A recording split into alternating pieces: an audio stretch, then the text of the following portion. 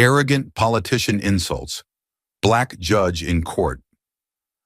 What happens next leaves the entire room frozen. The smell of ash still clung to the wind like a curse that refused to lift.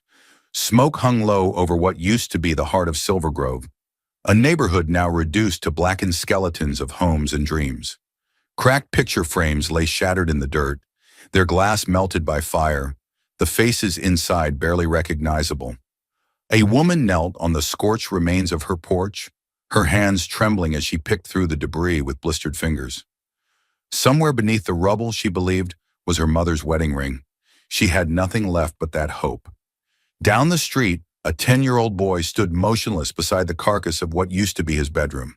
His face was streaked with soot and silent tears. In his hands, he clutched the leg of a half-burnt stuffed bear, its eyes melted, one ear gone. He didn't scream or speak.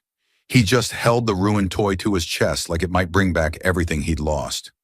Behind him, his father kicked through broken tiles and twisted metal, calling out a name he already knew wouldn't answer. People moved like ghosts, slow, aimless, hollow. The fire had taken everything. And it wasn't just the flames that destroyed their lives. It was what came after. Silence. Insurance companies citing fine print. Emergency funds mysteriously delayed. No officials on the ground. No answers. Just microphones and cameras. On every TV screen, Senator Patrick Langford's face appeared, perfectly composed, perfectly rehearsed. He stood at a gleaming podium, wrapped in the American flag, eyes glassy with fabricated concern. "This tragedy," he said, his voice rich and solemn, "has shaken me deeply. My heart goes out to every family suffering loss. We will rebuild, together." But the people of Silver Grove weren't buying it. They'd seen the leaked reports, the maintenance logs showing that the power lines hadn't been inspected in 6 years, the emails suggesting Langford had blocked infrastructure upgrades in exchange for campaign contributions, and then just days after the flames, those same lands, still smoldering, had been quietly purchased by shell companies tied to Langford's inner circle. It wasn't a tragedy, it was a setup, a sacrifice, and they were the offering. At the heart of the fury stood one man who hadn't asked to be a hero, Judge Elias Monroe. He didn't know it yet, but he had just been assigned the class action lawsuit against Langford and the East Dominion Energy Corporation. He didn't know that this case would make him a target. He didn't know that every skeleton in his past would be dragged into the light, that every ally would be questioned, and that the robe he wore, black, dignified, once a symbol of justice, would become a target for those who viewed the law as something to buy, bend, or bury. He only knew what he could see, a thick file folder resting on the edge of his desk. Case number F2831, Silver Grove v. Langford et al. Outside, the media circled like vultures. Reporters shouted questions through courthouse gates. Protesters flooded the steps, holding up scorched photos, burned insurance policies, and handmade signs with words like "blood for profit" and "justice can't be bought." Elias sat alone in courtroom 4. The lights above him dimmed. The room felt colder than usual, like the weight of history had decided to settle here and now. He reached for the file, opened it slowly. The first thing inside wasn't legal text or case law. It was a photo, a drone shot taken 2 days after the fire. Rows of houses turned to ash. Children sitting on sidewalk curbs, barefoot and blank-eyed. His fingers trembled, just for a second. The next page was a witness list, over 300 names. He scanned the first few. Maria Delgado, age 67, lost her home and husband. Levi Armstrong, 12, now blind in one eye from smoke inhalation. Tara Wilkins, 6 months pregnant, miscarried in the shelter days later. He closed the folder, his jaw clenched, his breath held. This wasn't just a case. This wasn't business as usual. This was war, waged not with bombs or bullets, but with silence, policy, and the slow grinding gears of institutional betrayal. He looked up at the bench before him, the same one he had presided from for 17 years. It had never felt so far away. Justice had always been an uphill battle, but this wasn't uphill. This was vertical, a wall built of power, wealth, and corruption, so thick it choked the truth before it could breathe. From outside the courtroom windows, the sound of chanting rose like a wave. "We want justice! We want justice!" Elias didn't move. He didn't blink. He simply sat in that worn leather chair, staring at the mountain of files that represented lives burned to the ground. His reflection stared back at him from the polished surface of the judge's bench. Not the man the public knew, not the composed figure of law and order, but a tired black man facing a tidal wave designed to drown him. And still he didn't look away. Behind him, in the shadows of courtroom 4, sat a stack of mail. Hundreds of letters from victims begging for help. Some typed, most handwritten, many tear-stained, all desperate. "Please, Your Honor," one read, "don't let him get away with it." He wouldn't. Elias Monroe was not a politician. He was not a celebrity. He had no army of consultants, no publicists, no donors. What he had was a belief, beaten into him from childhood, that the law meant something, that justice, real, painful, costly justice, was worth fighting for, even if it came at the price of everything else. But before Elias Monroe ever wore the robe of a federal judge, before his name commanded silence in courtrooms, there was a night that would shape his entire life. A night of injustice so raw, so personal, that it would carve itself into his bones forever. The screams didn't come first. What came first was the silence, thick, suffocating, unnatural. The kind of silence that wrapped itself around the bones and crushed the lungs. 10-year-old Elias Monroe sat on the faded blue couch, legs too short to touch the floor, his homework open in his lap, though he hadn't written a word in over an hour. His father, Samuel Monroe, stood in the kitchen, making coffee with that soft whistle he always did when he thought no one was listening. Outside, the sun had just dipped below the rooftops of their working-class neighborhood, casting long, golden shadows across the hardwood floor. And then came the knock. Not a polite knock, not a neighbor's knock, a government knock. It rattled the entire apartment like thunder made of fists. His mother froze mid-step. His father stopped whistling. Elias felt the chill of something ancient run down his spine. The second knock came louder. By the third, the door burst open before anyone could answer. They didn't wait for permission. Men in dark vests and guns drawn spilled into the hallway like a SWAT-flavored flood. Barking orders, pointing fingers, grabbing wrists. "Samuel Monroe, on the ground, now!" his mother screamed. His father dropped the coffee pot, shattering it across the tile floor. Elias jumped to his feet, but a hand, gloved, rough, pushed him back down. "Stay there, kid." The voice was cold, robotic. Samuel didn't resist. He knelt, hands above his head, voice calm. "You've got the wrong person." But calm meant nothing. Truth meant nothing. Elias watched, wide-eyed and frozen, as zip ties replaced handcuffs, as knees dug into his father's back, as flashlights illuminated every crevice of their home like it was a crime scene.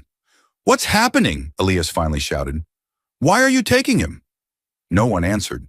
One officer muttered, "Wire fraud, embezzlement, bribery." Words Elias didn't yet understand, but would never forget. Words that became curses in his nightmares. As they dragged his father away, Elias ran forward, clutching the leg of his dad's worn khakis.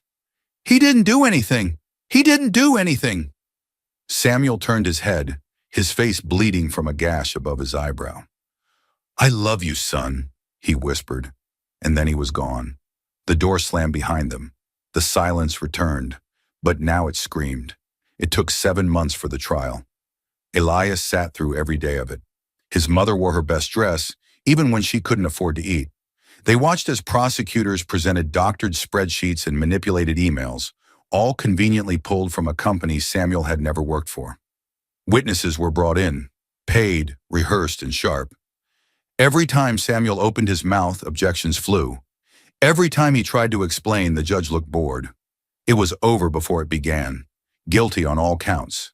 Elias would never forget the moment the gavel dropped. It didn't sound like wood on wood. It sounded like a tomb sealing shut. Samuel Monroe was sentenced to 15 years in federal prison. No parole, no mercy, no justice. They moved out of the apartment a month later. Couldn't afford rent, couldn't afford groceries. Elias stopped bringing lunch to school. Kids whispered behind his back, "Isn't his dad in jail?" Teachers looked at him like he might become the next one. He stopped smiling. He stopped speaking. But he started watching. Watching how judges spoke in courtrooms. Watching how attorneys twisted language like knives. Watching how the law, this thing he had once believed in, was a weapon aimed at the defenseless. And he made a promise. "I'll never let them do this to anyone else." Years passed. Elias buried himself in books, in codes, in statutes. While other kids were playing ball or chasing girls, he was reading the Constitution under a flickering streetlight. He graduated valedictorian, won scholarships no one thought he could earn, and walked into Harvard Law wearing a thrift store suit and a fire no storm could extinguish. But even as he rose, top of his class, editor of the Law Review, youngest clerk in the D.C. Circuit, he never forgot. The law he'd learned was not inherently just. It was merely a tool, a sword in the hand of whoever wielded it loudest. He saw classmates with trust funds and last names that opened doors like passwords. He saw judges play golf with CEOs they'd later rule in favor of. He saw prosecutors high-five each other after cutting deals that destroyed lives. He never high-fived. He never smiled after a ruling. He simply worked, quiet and relentless, sharpening his understanding of every loophole, every precedent, every line of fine print used to crush the voiceless. When he was appointed as a federal judge at 42, the youngest black judge in his district, some newspapers called it historic. Others called it suspicious.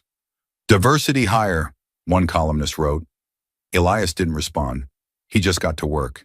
He ruled with iron logic, undeniable evidence, and a stare that turned lies into dust. His courtroom became known as the Last Wall, a place where no favor, no donation, no family name could tip the scales. But for all his rulings, for all his victories, one ghost never left him: his father. Samuel Monroe died in prison 7 months before Elias was appointed. Pneumonia, poor treatment. They didn't even call in time for Elias to say goodbye. The system never apologized, never admitted wrong, never made it right. And that was the scar that never healed.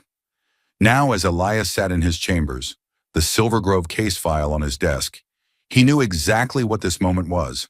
Not a trial, not a hearing, not even a reckoning. It was a return. The same machine that devoured his father had come again. Bigger, wealthier, meaner. And this time, it had new victims, new lies, new flames. But Elias wasn't 10 years old anymore, and he wasn't crying on the floor of a ransacked living room. He was the judge now, and they had no idea what they'd just unleashed. Elias had spent a lifetime preparing to fight injustice from the bench, but nothing could prepare him for the war unfolding in the Silver Grove case.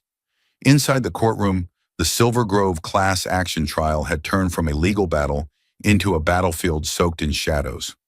What was supposed to be a clear-cut case of corporate negligence had mutated into a labyrinth of smoke and mirrors. Each piece of evidence Elias Monroe touched felt like it had been dipped in acid, corroded, tampered with, fake. The engineering reports, forged. Not once, not by mistake, but systematically, surgically.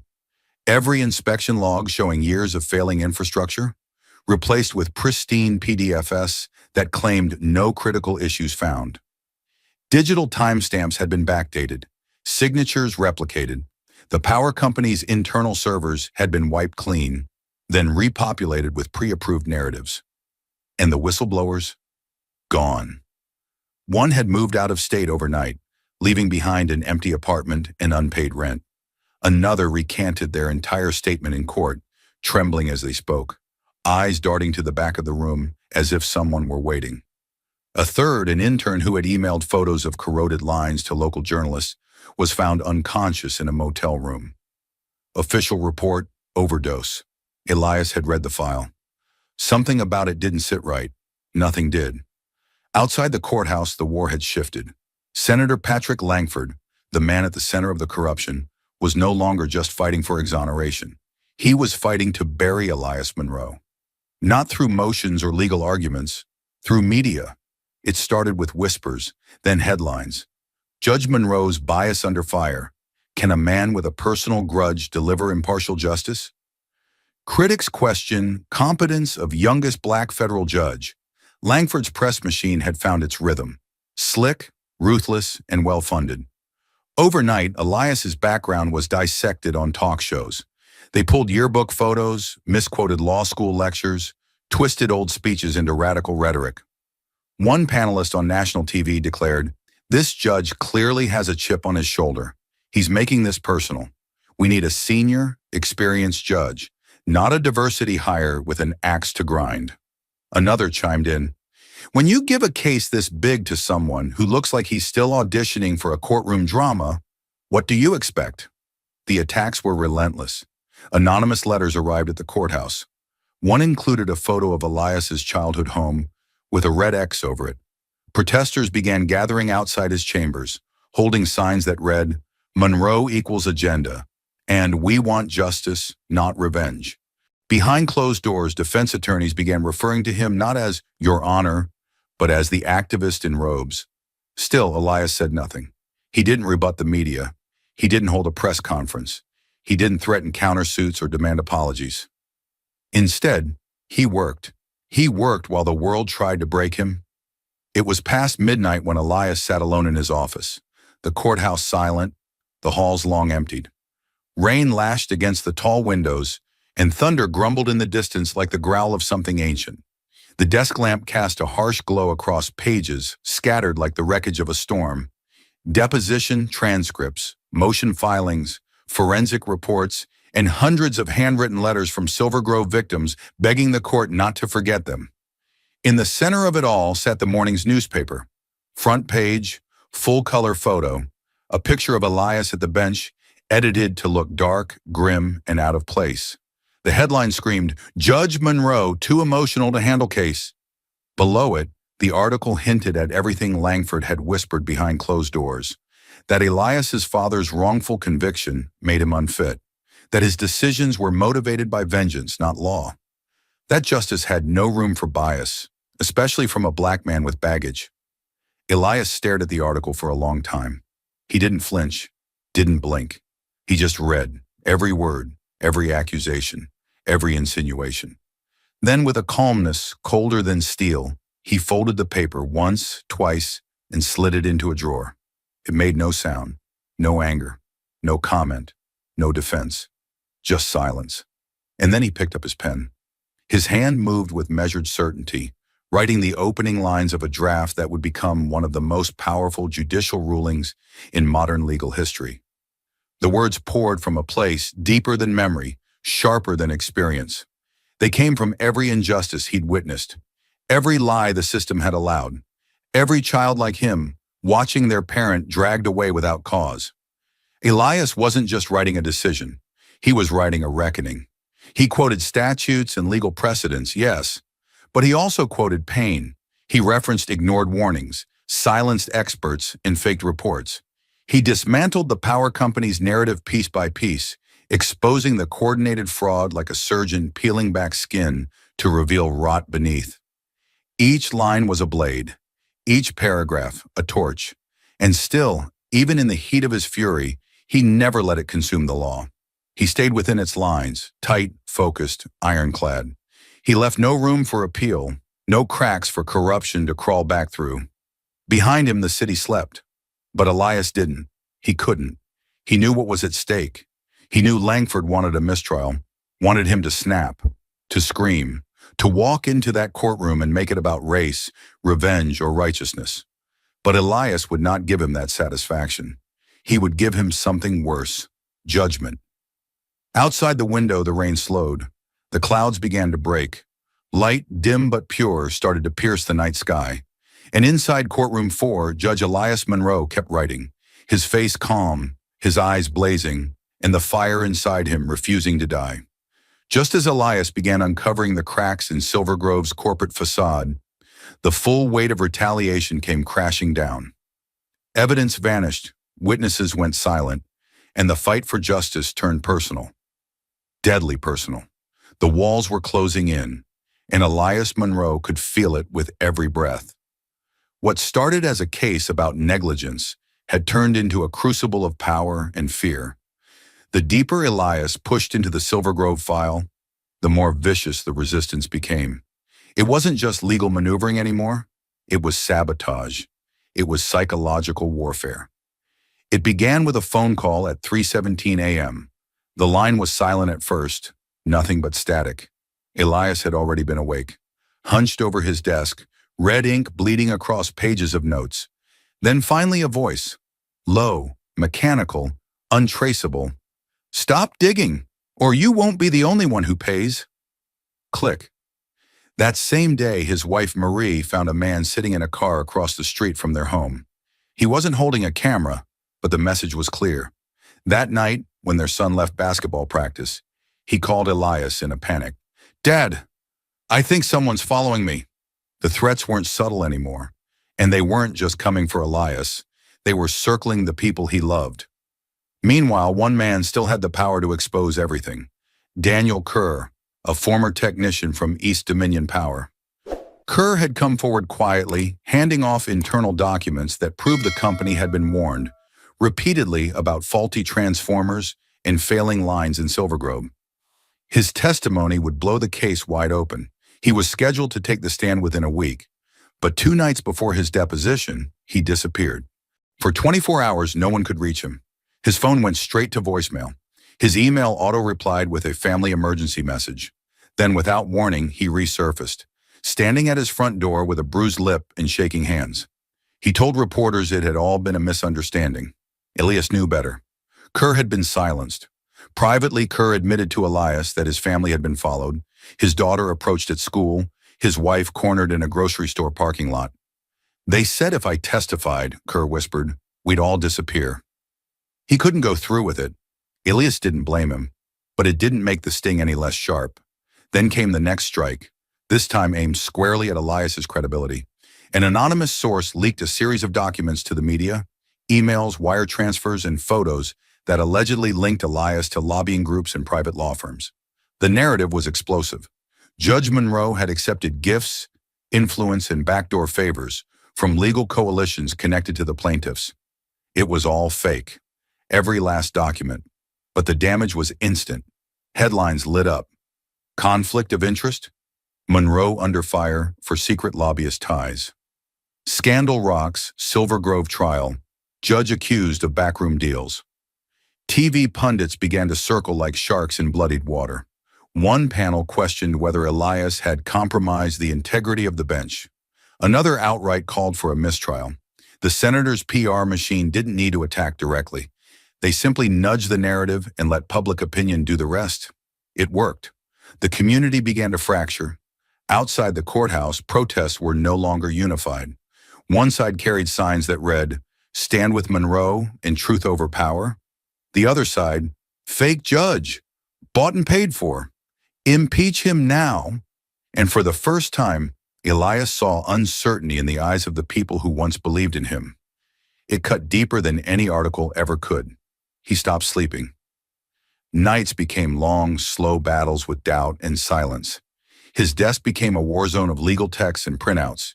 His coat never left the back of his chair. The shadows under his eyes deepened until they looked bruised.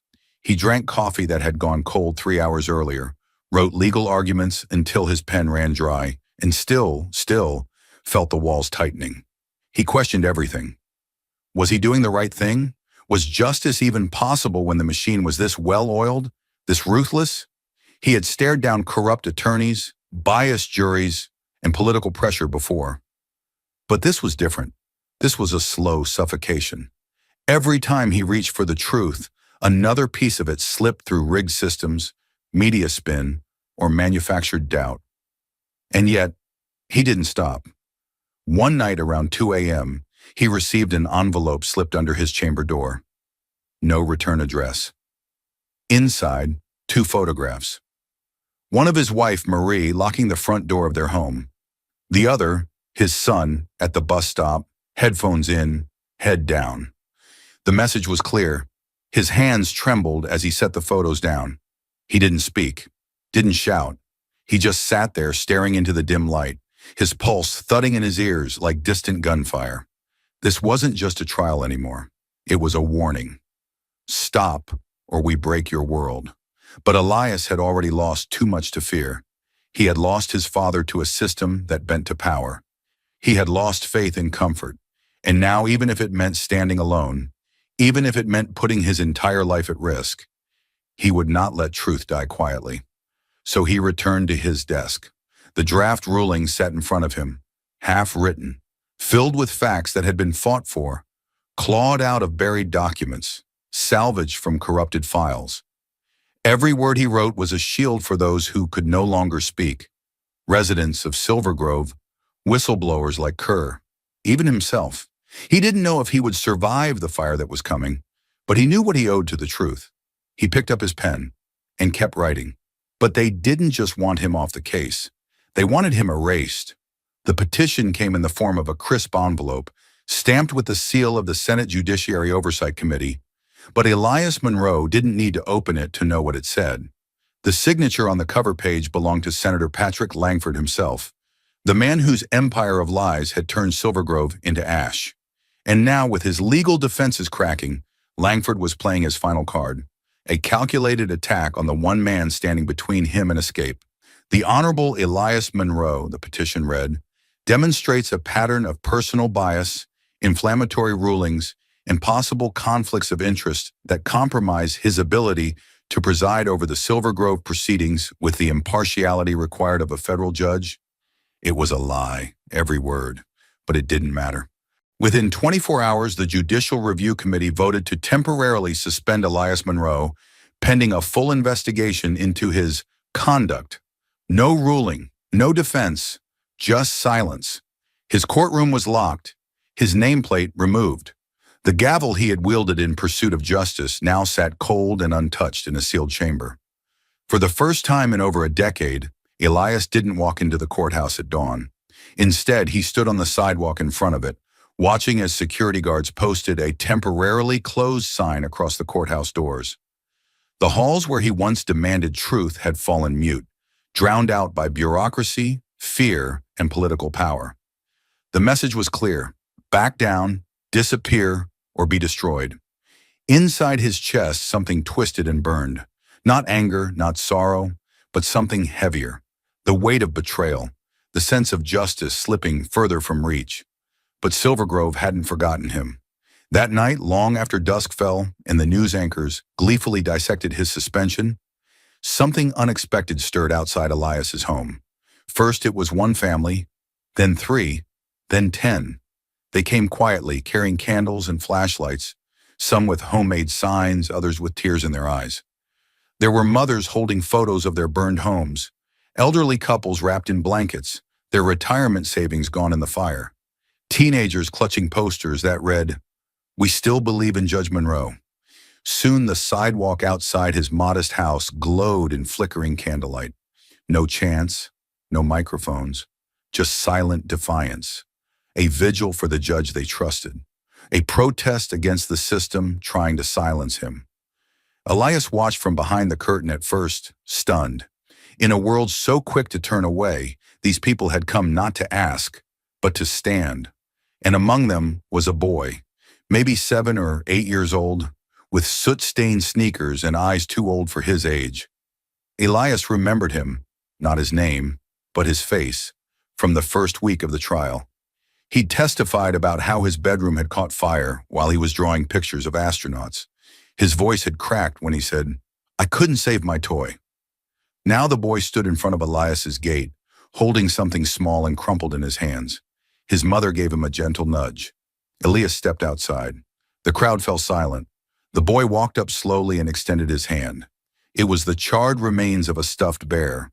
Its fur was singed black. One eye had melted, but it had been stitched back together, clumsily with thick white thread. "This was my favorite," the boy said, looking up. "It almost didn't make it, but I fixed it, 'cause I believe it still matters." Elias swallowed hard. The boy pressed the bear into his hand.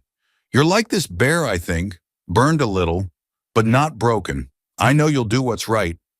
It took everything Elias had not to break down. He nodded once, his jaw clenched too tight for words. The boy smiled and turned back toward the crowd.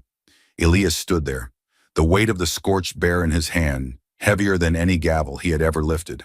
Back inside, the silence felt different now. Not hollow, but loaded. Waiting. He walked into his study and sat at the desk, where just days ago he had been finalizing the draft of his ruling, a ruling he had never been allowed to issue. His laptop was still open, the screen dark from inactivity. Next to it, the framed photo of his wife and son stared back at him. And beyond that, his gavel. He reached for it, ran his fingers along the polished wood. This wasn't over. They had taken his courtroom. They had smeared his name. They had twisted public opinion and tried to blackmail him into silence. But they had made one mistake. They thought justice only lived in buildings. They thought Elias Monroe was a title, not a fire that refused to die. He stood again, this time not as a judge, not even as a man under investigation, but as a symbol of what couldn't be bought, silenced, or buried. And in his heart, something reignited. It wasn't vengeance, it was purpose. Because somewhere out there, children like that boy still believed the system could work, still believed men like Elias Monroe could protect them. And he couldn't let that belief burn with everything else. He picked up the bear, set it beside the gavel, and whispered, "I'm not done. Not even close. The fight for justice is just beginning." More shocking twists are ahead. Don't miss a moment. Like, subscribe, and turn on notifications to stay with us. Thank you for standing for truth and justice. Where are you watching from? Let us know. The courtroom was closed, the title stripped, the gavel silenced. But Elias Monroe had never been more dangerous. Suspension didn't stop him. It freed him. They had pushed him outside the system, thinking he would disappear. But in the shadows, without protocols to bind his hands, Elias became something else, a quiet reckoning. By day, he stayed indoors, a ghost judge in a quiet house, the media cycle spinning lies and rumors just outside his door. But by night, he made calls, secure lines, encrypted apps, meetings in cars parked beneath overpasses. He wasn't reaching for the law anymore. He was reaching for the truth, no matter how far it had been buried. And the first person to believe in him, not because she had to, but because she saw what others refused to, was a young reporter named Kara Lynn. She wasn't from any major network. She wasn't rich, connected, or protected. But she had something far more dangerous: integrity. She had covered the Silver Grove fires early on, before the spin, before the consultants, before Langford's team flooded the headlines. Elias had noticed her in the crowd outside his home during the candlelight vigil. She hadn't held a sign. She'd held a camera and a notepad, and eyes that didn't look away when the truth got ugly. Kara met Elias in a parking garage at 2 a.m. She wore a hoodie. He wore a baseball cap. It wasn't just precaution. It was survival. "I need access," she said. "Internal emails, transfers, anything they're hiding." "They're hiding everything," Elias replied. And then he handed her the first breadcrumb, a series of redacted contracts between the State Utilities Commission and East Dominion Energy, dated 6 months before the Silver Grove fires. It wasn't much, but the language was vague, the dates suspicious, and the signatures matched Langford's inner circle. That was enough for Kara. For the next 2 weeks, while the world believed Elias Monroe had gone silent, he and Kara moved through the city like insurgents, part judge, part journalist, full rebellion. They traced a trail of money, one Langford had worked very hard to cover up. It began with campaign donations, bland, public, and unassuming. But from there, it twisted into shell corporations, real estate deals, and phony consulting contracts. Money laundering 101, if the stakes weren't so high. Elias mapped every account. Kara chased every name. One by one, the threads started to tangle, and they led to one place: Langford's personal holding company in the Caymans. It wasn't just corruption, it was deliberate. And then came the smoking gun. A whistleblower from inside East Dominion, terrified, anonymous, but fed up, sent Kara an encrypted file. She decrypted it in Elias's kitchen while he paced behind her. It was an internal company email, sent 2 weeks before the fires, between top-level executives and government liaisons. Subject: projections and land value opportunities, Silver Grove sector. Body: once the fires clear the way, the parcels drop in price. We move fast. Let the flames make room for investment. The room fell silent. Elias stopped pacing. The words echoed in the air like a gunshot. Let the flames make room for investment. They hadn't just ignored the warnings. They had welcomed the destruction. They had planned for it, counted on it, profited from it. Elias sat down, eyes fixed on the screen. His hands didn't shake. Not this time. I need to file a motion, he said quietly. A federal counter-petition. The document took him 3 sleepless nights to prepare. It wasn't just a plea to return to the bench. It was a legal counterstrike, a detailed breakdown of evidence, financial fraud, obstruction of justice, and judicial sabotage. It included timelines, names, figures, and direct quotes. It argued not only for his reinstatement, but also for emergency injunctive relief to freeze East Dominion's assets and launch a federal inquiry into Langford's financial relationships. Elias Monroe wasn't asking for permission anymore. He was forcing the system to confront itself. He sent the motion at exactly 5:04 a.m., the timestamp matching the hour the first fire had been reported in Silver Grove. Then he waited. The media didn't cover it immediately. Langford's team tried to downplay it, called it a desperate act from a disgraced judge. But by then, Kara had already leaked the internal email to 3 independent outlets. The headline hit before noon. Judge suspended in Silver Grove case, uncovers shocking corporate plot behind fires. The internet ignited. Langford's PR team scrambled. East Dominion issued a statement calling the email inauthentic. But then a second whistleblower confirmed it, then a third. Then a fire analyst stepped forward with proof that power infrastructure had been intentionally overloaded. Within hours, public sentiment shifted like a storm. The same people who once doubted Elias now demanded his return.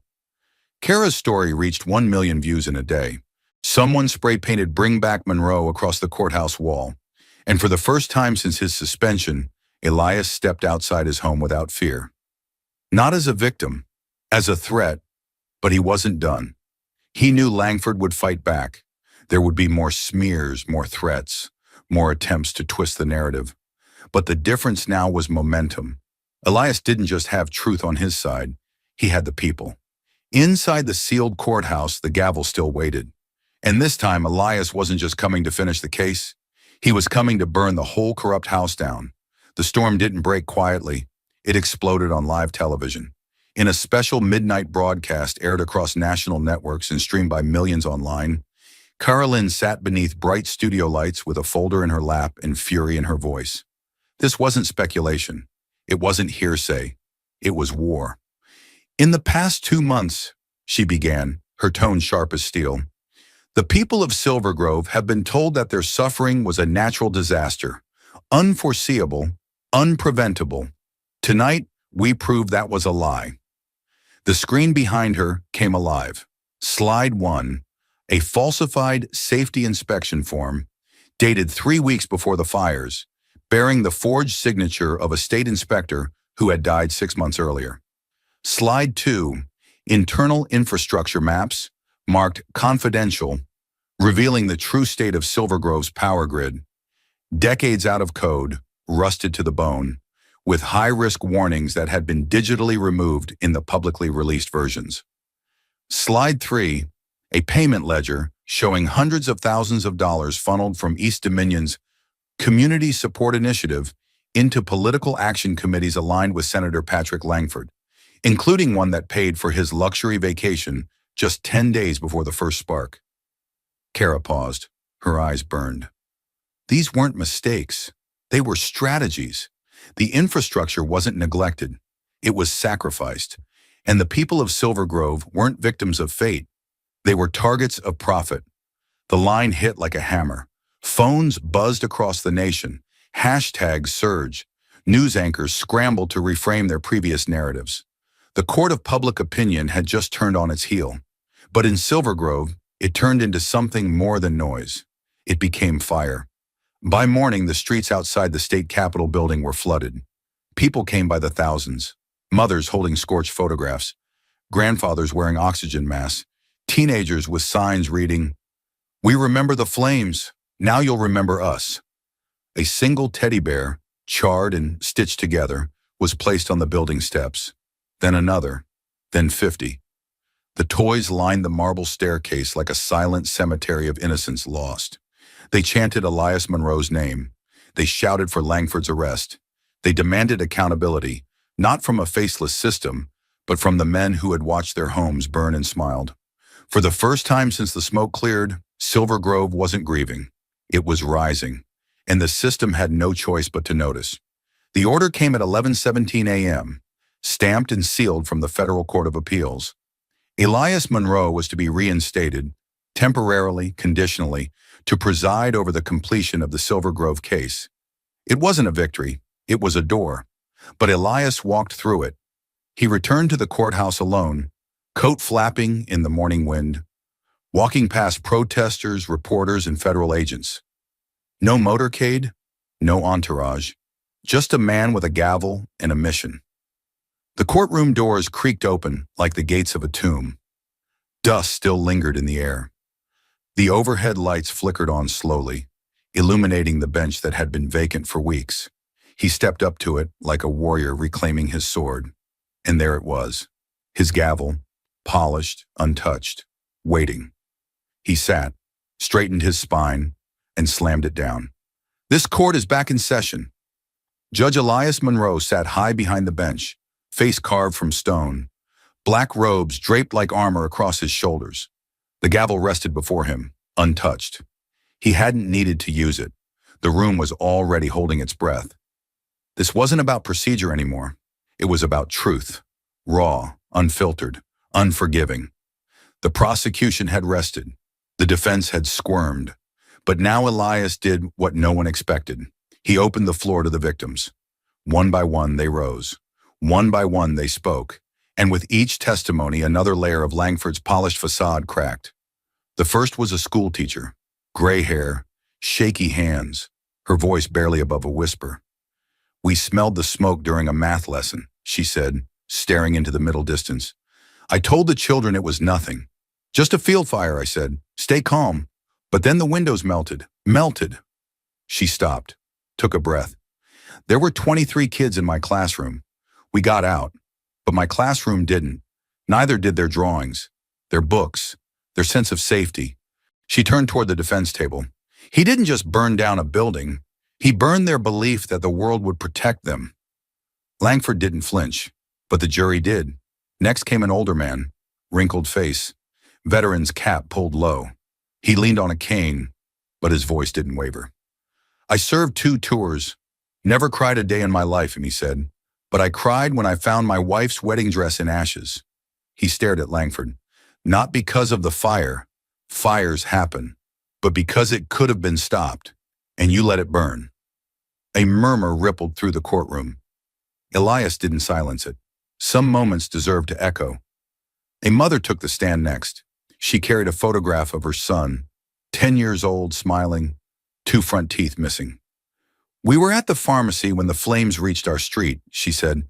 "By the time we got back, it was gone. His room, his toys, his inhaler, all gone." She looked straight at Langford, her hands trembling. "My son died 2 weeks later. Smoke damage. Complications." Then softly, "He didn't die in the fire. He died in the aftermath. You didn't just burn our homes. You burned our future." Elias closed his eyes just for a moment. He didn't break, but he bled inside. And then came the line. The courtroom had already sunk into silence, deep, aching, charged. But it wasn't ready for what came next. A teenage girl took the stand. No lawyer prepped her, no speech written. She simply looked around the courtroom, then at Langford and said, "He didn't burn our houses. He burned our neighborhood, our school, our library, our memories." She paused. Then her voice hardened into steel. "He didn't just burn our past. He lit a match to our future." The courtroom froze. Even the reporters stopped typing. Langford's jaw twitched. It was the only thing that moved in the room. From his bench, Elias watched it all. Not as a judge, but as a man who knew what injustice looked like from the inside. He remembered the night his father was dragged away in cuffs, remembered how the system had looked away. Now it was looking right at Langford, and it was not blinking. Langford's defense team tried to object. "Your Honor, this is prejudicial." "Overruled," Elias said, voice flat and final. Let the people speak. They tried to stall, redirect, interrupt. Elias let none of it through. He gave the victims the floor, and they took it with fire in their throats. A local firefighter testified next. I filed 3 reports about faulty transformers. They were ignored. By whom? By corporate liaisons. By Langford's appointees. Every warning was buried. Did you feel pressure to stay quiet? He laughed, cold, bitter. I was told if I said one more word, I'd be reassigned to a desk until retirement. He looked at Elias. Your Honor, I didn't want to be a hero. I just didn't want to watch people burn. But they made me watch anyway. The courtroom was a powder keg, and Senator Patrick Langford lit the match. He rose from his seat with a sharp jerk, eyes wild, face flushed red with rage and panic. The tie that had once hung with calculated precision now dangled loose like the unraveling of a carefully controlled image. The gallery fell into stunned silence as he leaned forward, pointing a trembling finger at Judge Elias Monroe. You think you've won? He spat, his voice cracking with fury. You fools have no idea what you're playing with. I built this town. I built this state. Without me, you'd still be living in ashen tents. The room tensed. Bailiffs took cautious steps toward him, hands near their belts. Langford wasn't done. He turned to the gallery, eyes sweeping across the crowd like a wildfire. You'll regret this, he hissed. All of you. You'll crawl back to me. You'll beg. And when you do, when everything collapses, don't expect mercy. Then with venom so thick it made the walls seem colder, he turned back to Elias. And you, he growled, you're nothing but a token in a robe, a pawn dressed like a king. They put you up there so they could feel better about tearing me down. Gas shot through the gallery. Carolyn's hands flew to her keyboard. Reporters scrambled for cameras. The courtroom wasn't just watching history, they were inside it. But Elias Monroe didn't flinch. He sat still for a moment, absorbing every hateful syllable like a man watching a fire burn itself out. Then he stood slowly, deliberately, his presence commanding the room with nothing but silence and steady breath. Senator Langford, Elias said, voice low, voice cold. You have just committed contempt of court. Langford sneered. You can't. I can, Elias snapped, louder now, sharper. And I will. He raised his gavel. Bailiff, take him into custody. The gavel slammed down with the force of a thunderclap. The room erupted. Langford lunged as the bailiffs moved in, but they were faster. His wrists were grabbed, twisted, cuffed. He shouted, screamed, threatened. But it all dissolved under the cold click of steel locking around his arms. Don't touch me. I am a United States Senator. Elias stepped forward from the bench, descending like a judge from Olympus. And that title, he said, eyes burning, does not place you above the law. In fact, it makes your betrayal of it even more damning. Langford thrashed. This is a setup. I'll sue you. I'll bury you. But the courtroom didn't listen anymore, because the moment the senator's feet left the ground and he was dragged toward the holding chamber, the curtain of power fell, and behind it, just a man, corrupt, cornered, crumbling. The next hour unfolded like a storm breaking apart in slow motion. Elias called for a full evidentiary review in open court. Everything was laid bare. The fake inspection records, traced back to Langford's chief of staff, who had flipped the night before in a sealed deposition. The offshore accounts, cross-referenced with contractor kickbacks, each payment leading straight to Langford's re-election campaign fund. The whistleblower's testimony, corroborated by internal East Dominion Energy emails, including one damning message that read, "The fires will clear the market. The senator will handle the rest." And then came the final blow. A forensic tech from the Federal Cyber Crimes Division took the stand and confirmed, under oath, that evidence presented by Langford's legal team had been digitally altered, timestamps erased, signatures forged, metadata tampered with. Langford's legal team collapsed like dominoes. The court fell into a stunned silence as Elias picked up the final ruling. He read it slowly with surgical precision, each word a blade. This court finds Senator Patrick Langford guilty of obstruction of justice, contempt of court, conspiracy to commit fraud, and criminal negligence resulting in mass endangerment. He looked directly at Langford, now seated in shackles, eyes glassy, breathing shallow. For your actions, this court sentences you to 30 years in federal prison. No fanfare, no applause, just the hammering silence of accountability landing hard on Power's back. Outside the courthouse, the crowd had already begun to gather again. News of the ruling spread like wildfire, this time not one that destroyed, but one that cleansed. People cried, not out of pain, but out of relief. A group of survivors held hands beneath the courthouse steps. One woman clutched a copy of her denied insurance claim, now finally about to be honored. And in the center of the crowd, a boy stood quietly with a burned teddy bear in his hands. His eyes locked with Elias's as the judge stepped through the doors. And slowly the boy raised the bear high, like a gavel of his own. Elias didn't smile. He didn't wave. He just nodded, once. Because this wasn't the end of the story. This was the turning point. For years, Power had buried the truth beneath smoke, ash, and paperwork. But now the smoke had cleared, and the truth was standing tall, in a black robe with fire in his eyes and justice in his hands. Elias Monroe stepped down from the bench with the slow, deliberate movement of a man carrying the weight of generations on his shoulders. The gavel no longer in his hand, the robe still heavy on his back, he paused just before the final step, his eyes sweeping across the courtroom. Once a battleground, now a monument. And that's when it happened. Not a cheer, not a shout, but silence, thick, breathless, holy silence, as every person in the gallery began to rise. One row, then another, then all of them. Men, women, children, survivors with scars, not just on skin, but in memory. Lawyers, reporters, clerks, the janitor with the limp, the single mother who lost everything, the boy with the burned teddy bear. Every last one of them stood, not in protest, not in grief, but in reverence. And then came the sound, not thunder, not noise, but a slow, rising wave of applause that hit like a heartbeat. Clap, clap, clap, clap, clap, clap, clap, until the room was trembling under the rhythm of justice being honored. It was not the applause of celebration, it was the applause of survival. The courtroom had seen fire, literally and figuratively. It had seen lies, manipulation, intimidation. It had seen a man stripped of dignity, painted as biased, attacked for the color of his skin, the strength of his convictions, the clarity of his morality. And that man had not broken. Not when they dragged his name through headlines. Not when they threatened his family. Not when he sat alone at 3 a.m. reading fabricated accusations. Not when every hallway echoed with whispers. Not when the system he served told him to sit down, shut up, and let it go. He didn't. And now the people, his people, were standing.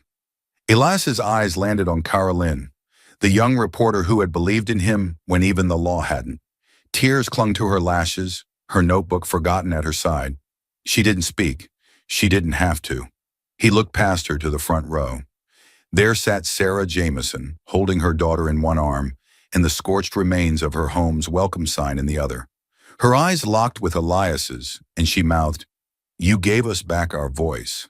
In the corner, little Isaiah raised his teddy bear again, its one glass eye catching the light like a diamond. And that was when Elias finally exhaled. Not in victory, but in release. He stepped down the final step. The marble echoed beneath his feet.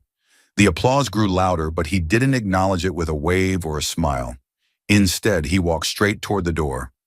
Not to escape, but to re-enter the world he had risked everything to change. Outside, the streets of Silver Grove were overflowing. The news had spread like a lightning strike. Langford sentenced. The empire collapsed. The truth revealed. Justice delivered. Not cleanly, not easily, but undeniably. Candles flickered along the courthouse steps. Signs lifted into the sky like prayer flags. Justice isn't bought here. Elias stood. So do we. Truth never burns. People didn't cheer for vengeance. They didn't dance for blood. They stood shoulder to shoulder for something far more rare: accountability. As Elias exited through the courthouse doors, the crowd parted like a sea. No barriers, no security, just people. One by one, they reached out, not to shake his hand, but simply to touch his sleeve, his arm, the edge of his robe, as if to say, "We remember. We see you. We won't forget." He kept walking, not because he wanted to leave, but because he knew something more important than justice had been planted here. Legacy. That night, Elias sat alone in his office, the robe folded neatly beside him, the gavel resting in its cradle. The lamp glowed soft and gold against the polished wood. In front of him lay the final document, a letter of thanks from the federal judiciary, a formal acknowledgement of the case's completion, a paragraph praising his integrity, his perseverance, his courage. But he didn't read it. His eyes drifted instead to the shelf where Isaiah's teddy bear now sat, its singed fur forever a reminder of what had been lost and what had been saved. The clock ticked. Outside, Silver Grove slept soundly for the first time in months, and inside, Elias whispered the only words he could manage. "We didn't fix the system, but we proved it can't break everyone." He leaned back in the chair. Let the silence wrap around him. Not the silence of fear, not the silence of suppression, but the silence that follows when a war ends and the earth waits to grow something new. He had fought not just for justice, but to remind the world that even the most corrupted courtroom can still echo with truth when someone refuses to stay silent. And in that truth, Elias Monroe had found something greater than victory. He had found meaning, and meaning that lasts longer than fire, that cannot be stolen, that cannot be buried. It lives in the ashes, in the verdict, and in the hearts of the people who now knew. One man standing tall was enough to bring the empire to its knees. Thank you for watching until this moment, and for standing with us on this journey for justice. Your support means everything. Like, subscribe, and turn on notifications so you never miss what's next. And we'd love to hear your thoughts. Leave a comment below and let us know what moved you most in this story. Together, our voices make a difference. The air in Silver Grove carried a different kind of weight now. Not smoke, not ash, but breath, clean, steady, filled with life and rebuilding. The sun spilled across streets that had once been lined with cinders. Hammers now echoed where silence once hung like a noose. And as Elias Monroe walked down Main Street, his shoes tapping on freshly paved concrete, he didn't see destruction anymore. He saw resurrection. The town was rising, home by home, brick by brick, frame by frame. Children played again, their laughter bouncing off half-built walls like an anthem. Shop fronts that had been blackened by fire now shimmered with fresh paint. Elias passed a bakery where the smell of rising dough drifted into the air. Where once there had been sirens, now there was cinnamon. But then came the moment that stopped him cold. A little girl, maybe 7, no older, stepped out from behind her mother's legs. Her dress was too big for her frame, her hands dirt-streaked from playing near a construction site. But her eyes, those eyes held galaxies of pain and wonder. She walked up to Elias slowly and held out something tiny, a beaded bracelet, handmade with melted plastic charms and mismatched colors. "This is for you," she whispered, her voice small but unshaking. "I'm not scared of fire anymore, because you didn't let it win." Elias bent to one knee, hands trembling as he accepted the gift. He looked at her, not as a judge, not as a symbol, but as a man who had once been a child just like her, who had watched the system crush someone he loved and had vowed never to let it happen again. "Thank you," he said softly, and as she smiled, he felt something shift inside him. Not release, not relief, but resolve. Because fire doesn't just destroy. Sometimes it forges. That evening, Carolyn stood before a national audience, her hands trembling only slightly as she accepted the National Investigative Journalism Award. Cameras flashed, screens glowed. Her story, the fire behind the silence, had swept the nation like a moral reckoning. Her reporting had torn the veil from systemic corruption. It had exposed the backdoor dealings between power and policy, had revealed how an entire community had been sacrificed on the altar of profit. Her name was now etched alongside those who had once brought down empires with nothing but truth and grit. But when she spoke, she didn't gloat. "I didn't win this for writing the truth," she said. "I won because someone else had the courage to stand in it." Judge Elias Monroe didn't just fight the system, he fought the silence we're all told to accept. And because of him, Silver Grove didn't just survive, it changed the country. The crowd erupted in applause. And watching from the back row, Elias didn't clap. He simply nodded once. Because validation doesn't always come in awards. Sometimes it comes in knowing the world finally heard what it tried so hard to ignore. Weeks later, Elias stood behind a podium at a legal ethics conference in Washington, D.C. The room was packed. Judges, clerks, law students, skeptics, believers. Cameras rolled, pens hovered, anticipation thickened.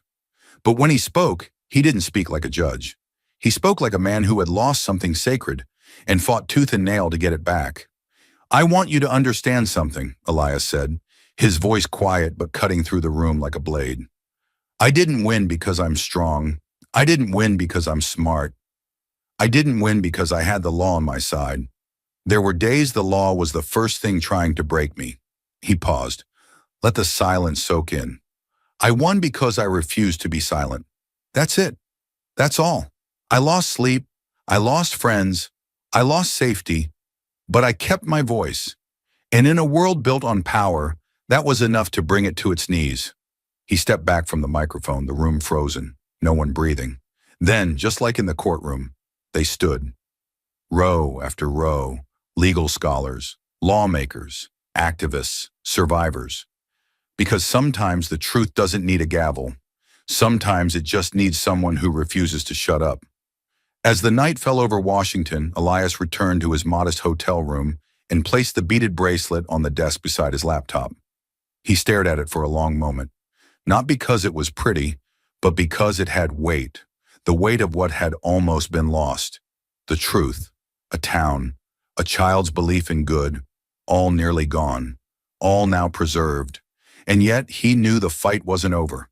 Somewhere in another town, another boardroom, another courtroom, another Silver Grove was waiting, waiting for someone to speak, waiting for someone to burn without turning to ash, waiting for another Elias Monroe. But for tonight, in this room, with the hum of traffic outside and the silence of justice finally settling in his bones, he allowed himself to close his eyes. Not in exhaustion, but in peace, because the fire had come, and the fire had passed, and what remained was him, whole, unbroken, true, and that was enough. The courthouse was new, marble floors that hadn't yet been scuffed by years of footsteps, walls that still smelled faintly of paint and quiet promise. But for Elias Monroe, as he stepped across the threshold of the newly built courtroom, it wasn't the shine of the room that mattered. It was what it stood for. Reclamation. The old room, the one that had once echoed with lies, with threats, with whispered slurs about his skin and his integrity, was gone, burned down with the rest of the rot. And in its place stood this, a chamber born from ash, built by a town that refused to die. He walked slowly toward the bench, not with pomp, not with pride, but with purpose. In his hand he carried no gavel, just a small, charred object wrapped in cloth. He reached the judge's desk, paused, and then, with the care of a man placing a relic on an altar, he unwrapped the burned teddy bear.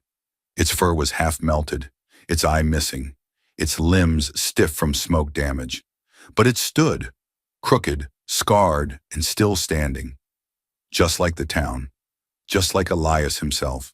He placed it on the bench beside his seat, right where it would remain, a reminder that justice was never about power, never about headlines, never about winning. It was about this bear, about the child who gave it to him with trembling hands and whispered, "I'm not afraid of fire anymore. Because of you." Elias sat down slowly. The leather of the chair creaked. Like it too, was taking a deep breath. His fingers brushed the bear one more time, not out of sentiment, but out of vow. Never forget why you began. Outside, the courthouse stood surrounded by a town reborn. But inside, in this sacred space, Elias Monroe took his place once more. Not just as a judge, but as a keeper of the fire. Not the kind that destroys, but the kind that forges. the kind that burns corruption to the ground so that truth can rise. This may be where Elias's story settles. But across the world, there are still voices being silenced, families losing everything, and powers that think they're too big to be held accountable. That's why these stories matter. That's why you matter. If Elias Monroe's journey moved you, if you felt the fire in his fight and the truth in his silence, don't let this be the last courtroom you walk into. Hit like to stand with those who refuse to stay silent. Click subscribe to follow more stories that speak truth to power. And share this story, because somewhere out there, someone is still fighting to be heard. Justice begins with truth, and truth begins when someone refuses to look away. Arrogant judge mocks disabled man, shocked when he stands up and reveals his true identity. The courtroom was cold, not in temperature, but in atmosphere. It reeked of silent judgment, of sentences already written, of verdicts passed long before arguments began. In the center of it all sat Nathan Hale, a black man in his mid-40s, slumped slightly in a rusted, government-issued wheelchair, his hands bound tightly in steel cuffs that cut into his wrists. His eyes, dark and unreadable, stared ahead, not at anyone in particular, but through them all, as though he'd accepted his fate long before stepping foot into this room. The guards treated him not like a defendant, but like a threat, not like a suspect, but a monster. When they rolled him in, one of them deliberately let the wheelchair slam against the corner of the judge's bench, drawing a chuckle from the gallery. No one intervened. No one cared. Nathan didn't flinch. He sat there silent, stoic, with the kind of calm that made people uncomfortable, as if daring the world to look him in the eye and see the truth. But no one did. They never did. Judge Carlton Vaughn presided over the court with the grace of a guillotine. Tall, silver-haired, with a permanent sneer stitched into the corners of his mouth, he had the kind of presence that silenced rooms and crushed dissent. His robe flowed like shadow, and his gavel struck like thunder. He didn't believe in fairness. He believed in control. And this case, this defendant, was an opportunity to demonstrate exactly who wielded that control. From the moment Nathan entered, Vaughn didn't see a man. He saw a statistic, a profile, a number, a convenient example of everything he believed was wrong with the system. Vaughn leaned forward, his voice slicing through the courtroom like a razor. Let's not waste time today. The evidence, I'm told, is overwhelming. His smirk was audible, even when his mouth barely moved. The message was clear. The trial was theater, and Nathan was merely the final act. Beside him stood David Sinclair, the prosecution's golden boy, trim, confident, with a custom suit and a voice as smooth as oil. He moved like a man used to winning, because he always did. His opening statements were polished, rehearsed, choreographed to perfection. Ladies and gentlemen, he began, gesturing toward the stack of documents on the table, this man before you has stolen from the very people he pretended to be one of, our nation's most vulnerable, the disabled. He walked with deliberate calm, locking eyes with the jury. He forged documents, manipulated the system, and pocketed the money, all while hiding behind a wheelchair and a lie. Each word dropped like a stone in still water, precise, deliberate, devastating. The bolder members of the jury nodded along. Others sat stiff, unsure whether to question or conform. But one thing was clear. No one would dare challenge Vaughn's authority. Not here, not in this courtroom. Their faces were blank, their expressions muted, like masks worn too long. No one wanted to be the one to raise a hand and ask, what if we're wrong? Because in Vaughn's court, doubt was a threat, and threats were eliminated. Nathan sat silently, absorbing every word, every glance, every slight. His eyes flickered, not with fear, but with something far more dangerous, restraint. He didn't speak. He didn't need to. His silence screamed louder than any outburst could. Outside the courtroom, the press whispered of the case as another slam dunk for Sinclair and another example made by Vaughn. Inside, it was a carefully curated spectacle, designed to confirm assumptions and crush resistance. The very system that should have protected Nathan had shackled him without mercy. It didn't matter that the evidence was too clean. It didn't matter that no one questioned its origin. It didn't matter that the defense's requests for further verification were instantly denied. In this court, power was not earned. It was enforced. Nathan had already been tried in the minds of those around him. What remained was not justice, but ritual. A ritual soaked in arrogance, bias, and the quiet, suffocating violence of unchecked authority. But behind the polished courtroom formalities and theatrical gestures of justice, the prosecution unveiled its greatest weapon, the evidence, flawless, unforgiving, and far too perfect to be real. The prosecutor's voice echoed through the courtroom like a sharpened blade, clean and calculated, slicing through the tension with unnerving ease. David Sinclair adjusted the cuffs of his immaculately tailored navy suit, took a measured breath, and stepped forward with the confidence of a man who had never lost. "Ladies and gentlemen of the jury," he began, his tone calm but heavy with purpose, "today's case is not one of ambiguity. It is not one of nuance or gray areas. It is one of deliberate deception, financial manipulation, and calculated fraud." He turned and gestured toward the stack of folders on the evidence table. Pristine, symmetrical, perfectly aligned as if they'd never been touched by human hands. Contained in these documents are government aid applications, each one signed, dated, and submitted by Mr. Nathan Hale. These forms, totaling over $100,000 in disability claims, were processed through federal systems, tied directly to the defendant's bank account, and verified by multiple agencies. He paused for dramatic effect, allowing the weight of his words to settle into the room like a slow-rolling storm. The jurors shifted slightly, most of them expressionless, a few already nodding in unconscious agreement. He flipped open the first folder, delicately, as if unveiling sacred scripture, and held up a glossy photocopy of a government form. "Right here," he said, tapping the signature line, "you will find Mr. Hale's signature, here his social security number, and here his fingerprint." He placed it down gently and opened the next one, then the next. The same story repeated itself with mechanical precision. Form after form, each filled with Nathan's information, each bearing his signature, and each attached to perfectly timed bank deposits. "What you see is a pattern," Sinclair declared, "a pattern of intent, not an accident, not a misunderstanding, a man who knew the system, who studied it, and who exploited it without hesitation." Across the room, Nathan Hale sat motionless in his wheelchair, his hands cuffed, his expression unreadable. But there was no denial in his eyes. There was no panic, just an eerie kind of stillness, as if his mind were working far faster than anyone could see. His defense attorney, James Holloway, a wiry man in his early 50s with a voice that always seemed one breath from breaking, stood up, adjusting his tie nervously before addressing the court. "Your Honor," he began, "we are not denying the presence of Mr. Hale's signature. We are not disputing that his name appears on these forms, but the fact that a name exists on a page is not proof of guilt, especially when that evidence is too perfect." The word perfect hung in the air like a curse. There are no corrections, no scribbles, no hesitation marks, no audit flags. Every signature is flawless. Every form is clean. It is as if they were written with the intention of convincing us rather than representing truth. Judge Vaughn leaned back in his chair with the posture of a man bored of listening to anyone but himself.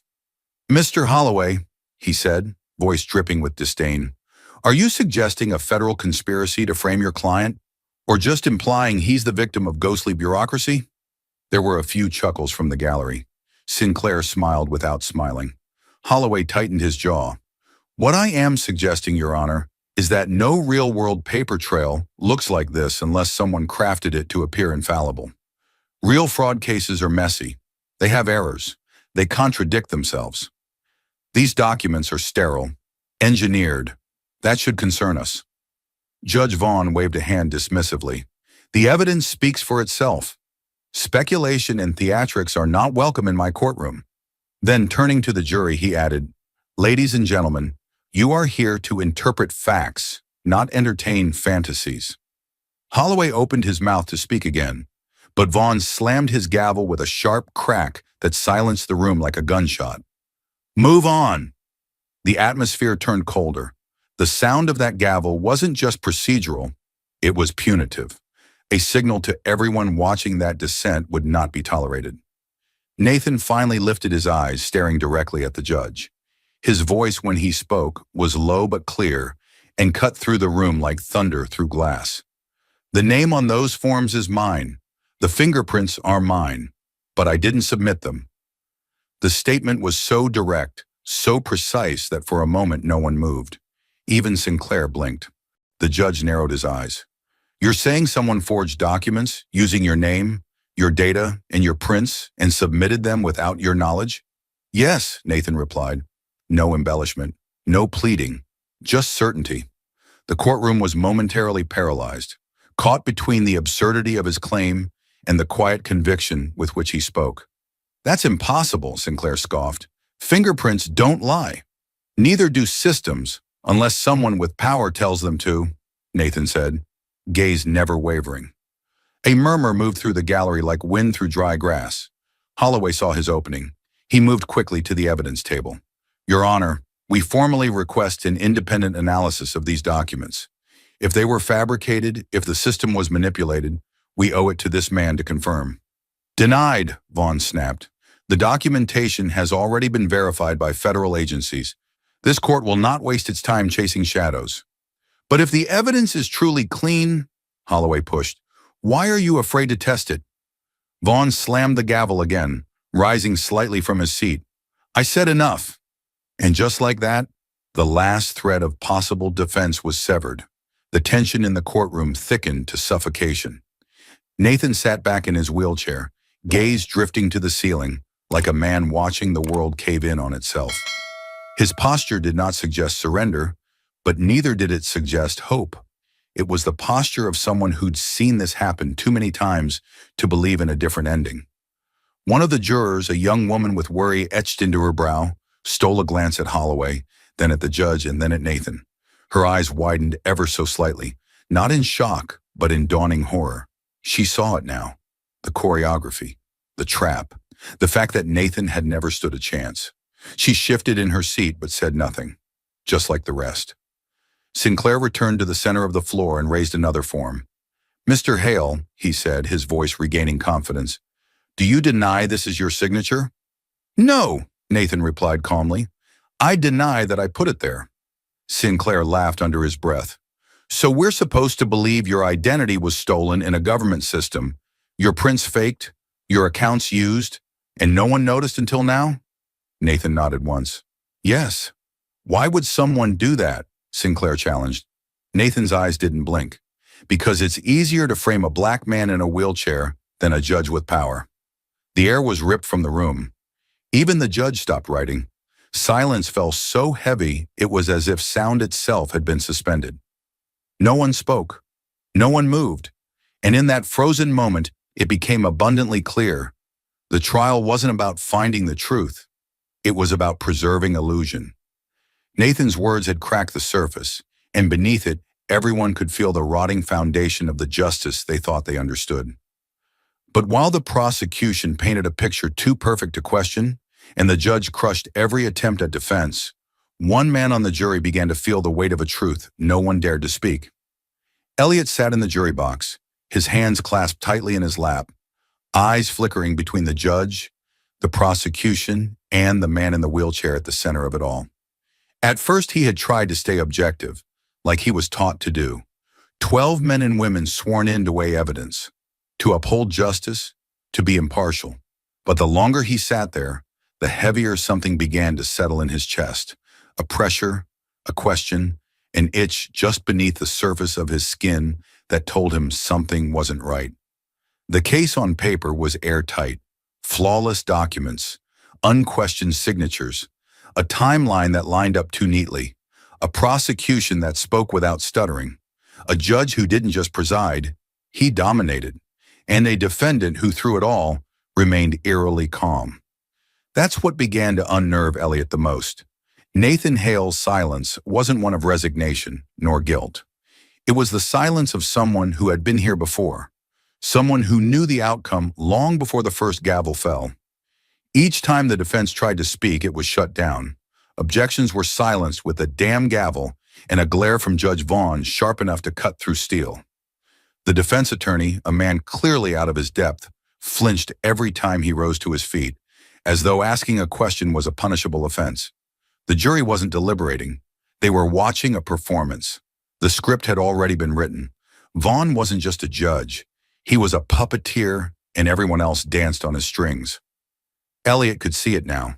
The prosecution's rhythm was too perfect, the documents too polished, and the dismissals too quick. No gray areas, no uncertainty. Just a straight shot from accusation to conviction. He looked around at his fellow jurors. Most of them stared ahead blankly, eyes glazed, nodding when Sinclair spoke as if they were hypnotized. One man twirled a pen in his fingers absently. A woman 2 seats down scribbled words in a notebook. Not legal notes, just meaningless doodles. No one questioned anything. No one leaned forward.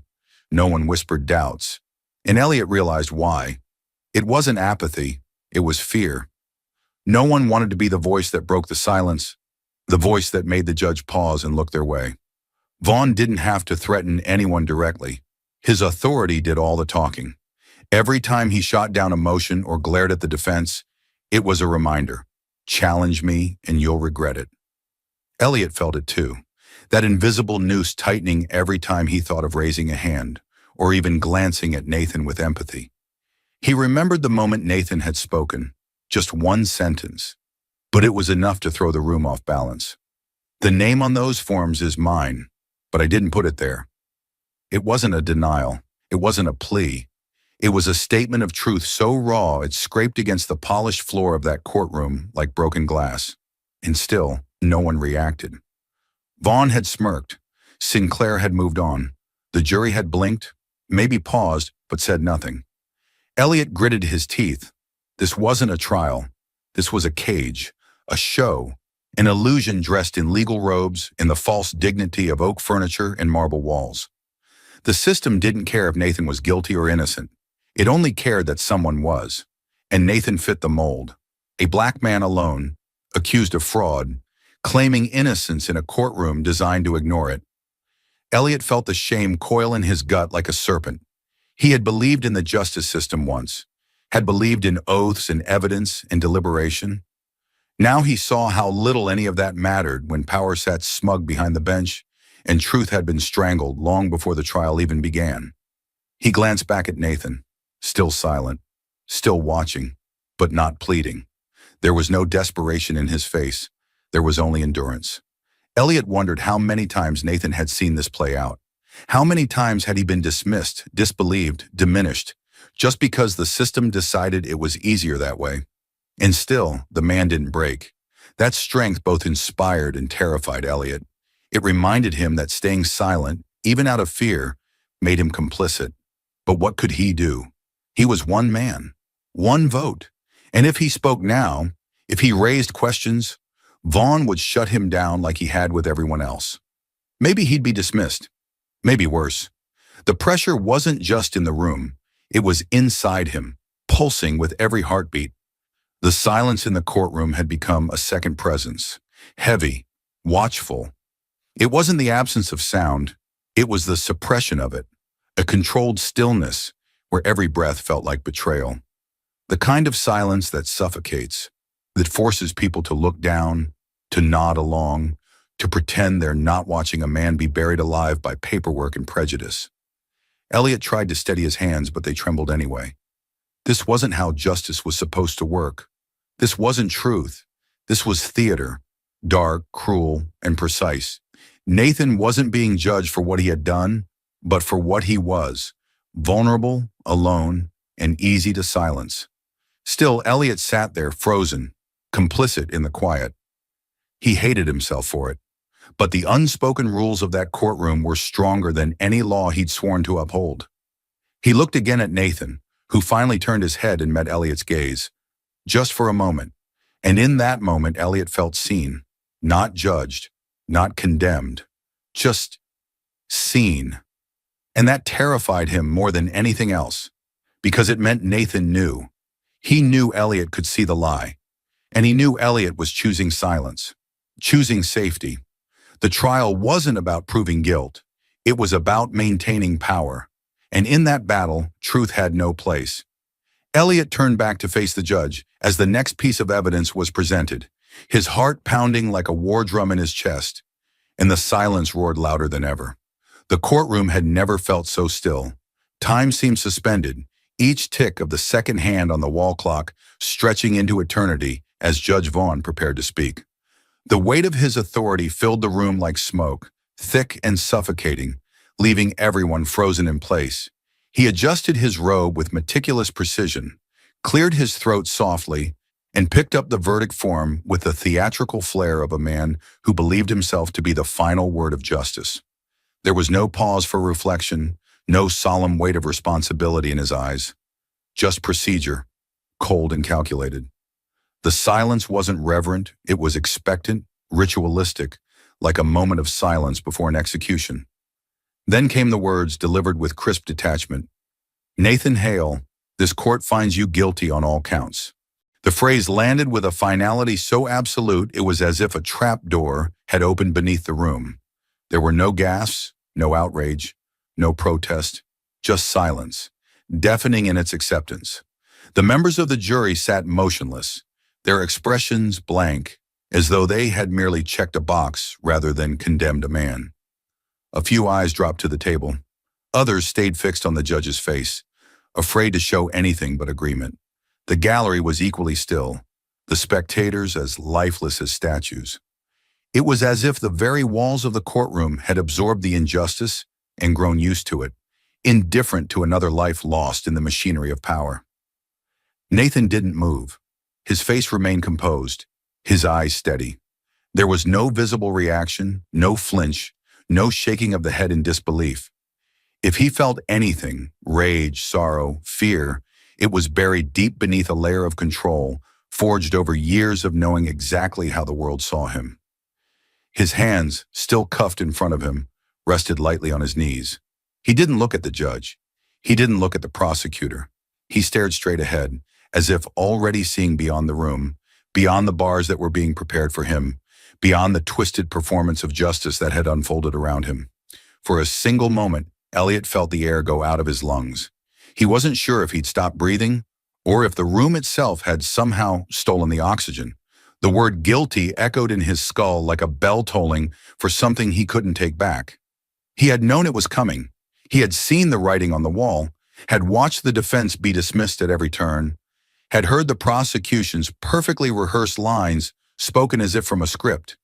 And yet the finality of the verdict hit him like a punch to the chest. He felt himself shrink in his seat, shame creeping up his spine like ice water.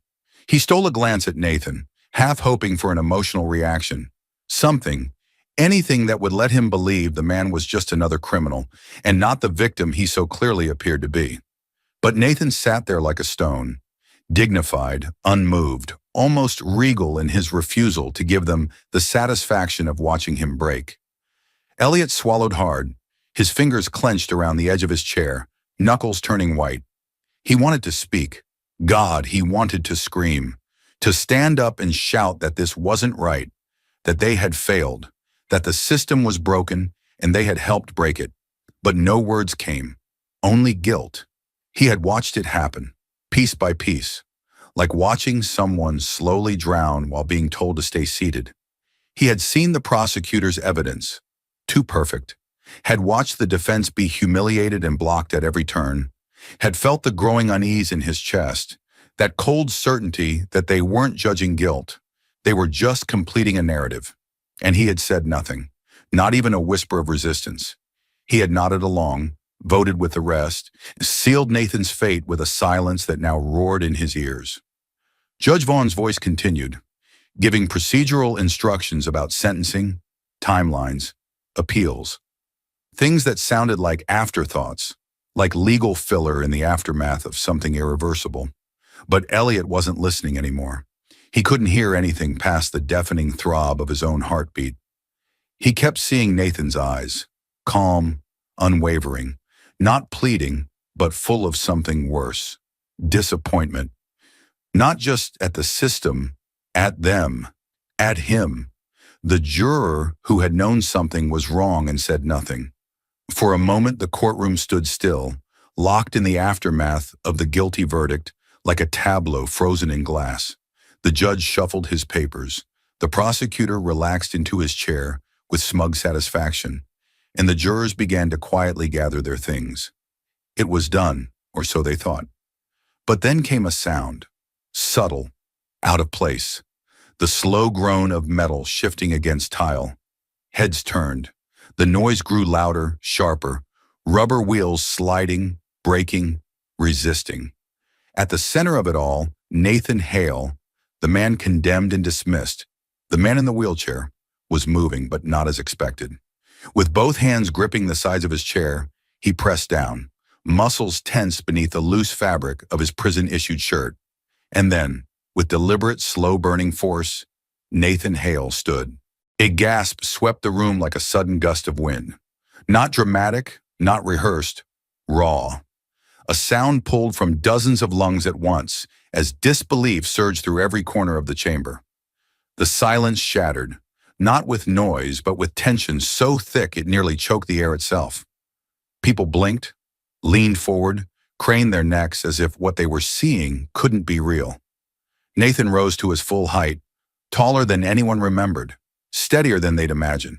His posture was not shaky or hesitant. It was controlled, powerful, unflinching. For a man who was supposed to be paralyzed, there was no tremble in his legs, no wince of pain. Just precision, just purpose. The prosecutor, David Sinclair, lurched backward as if someone had struck him. His carefully rehearsed composure unraveled in an instant. His mouth opened, but no words came. His eyes flicked wildly between Nathan and the judge, then back again, as if seeking a cue, a rescue, an explanation. But none came. His confidence, in so smug and oily moments before, had evaporated into something brittle and cold. Judge Vaughn, too, was caught in the crossfire of disbelief. For the first time in the entire trial, he looked small. His hands gripped the arms of his chair as Nathan's eyes locked on to him. The judge's mouth moved slightly, as if forming a protest or command, but no sound emerged. His authority, so absolute just seconds ago, now wavered beneath the weight of something undeniable. The truth had entered the room, and it had legs. The gallery behind them buzzed with stunned murmurs. Reporters stood.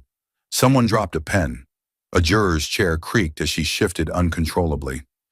Elliot, still seated in the jury box, watched with wide, disbelieving eyes as the man he had helped condemn, silently, cowardly, defied every lie they had been fed.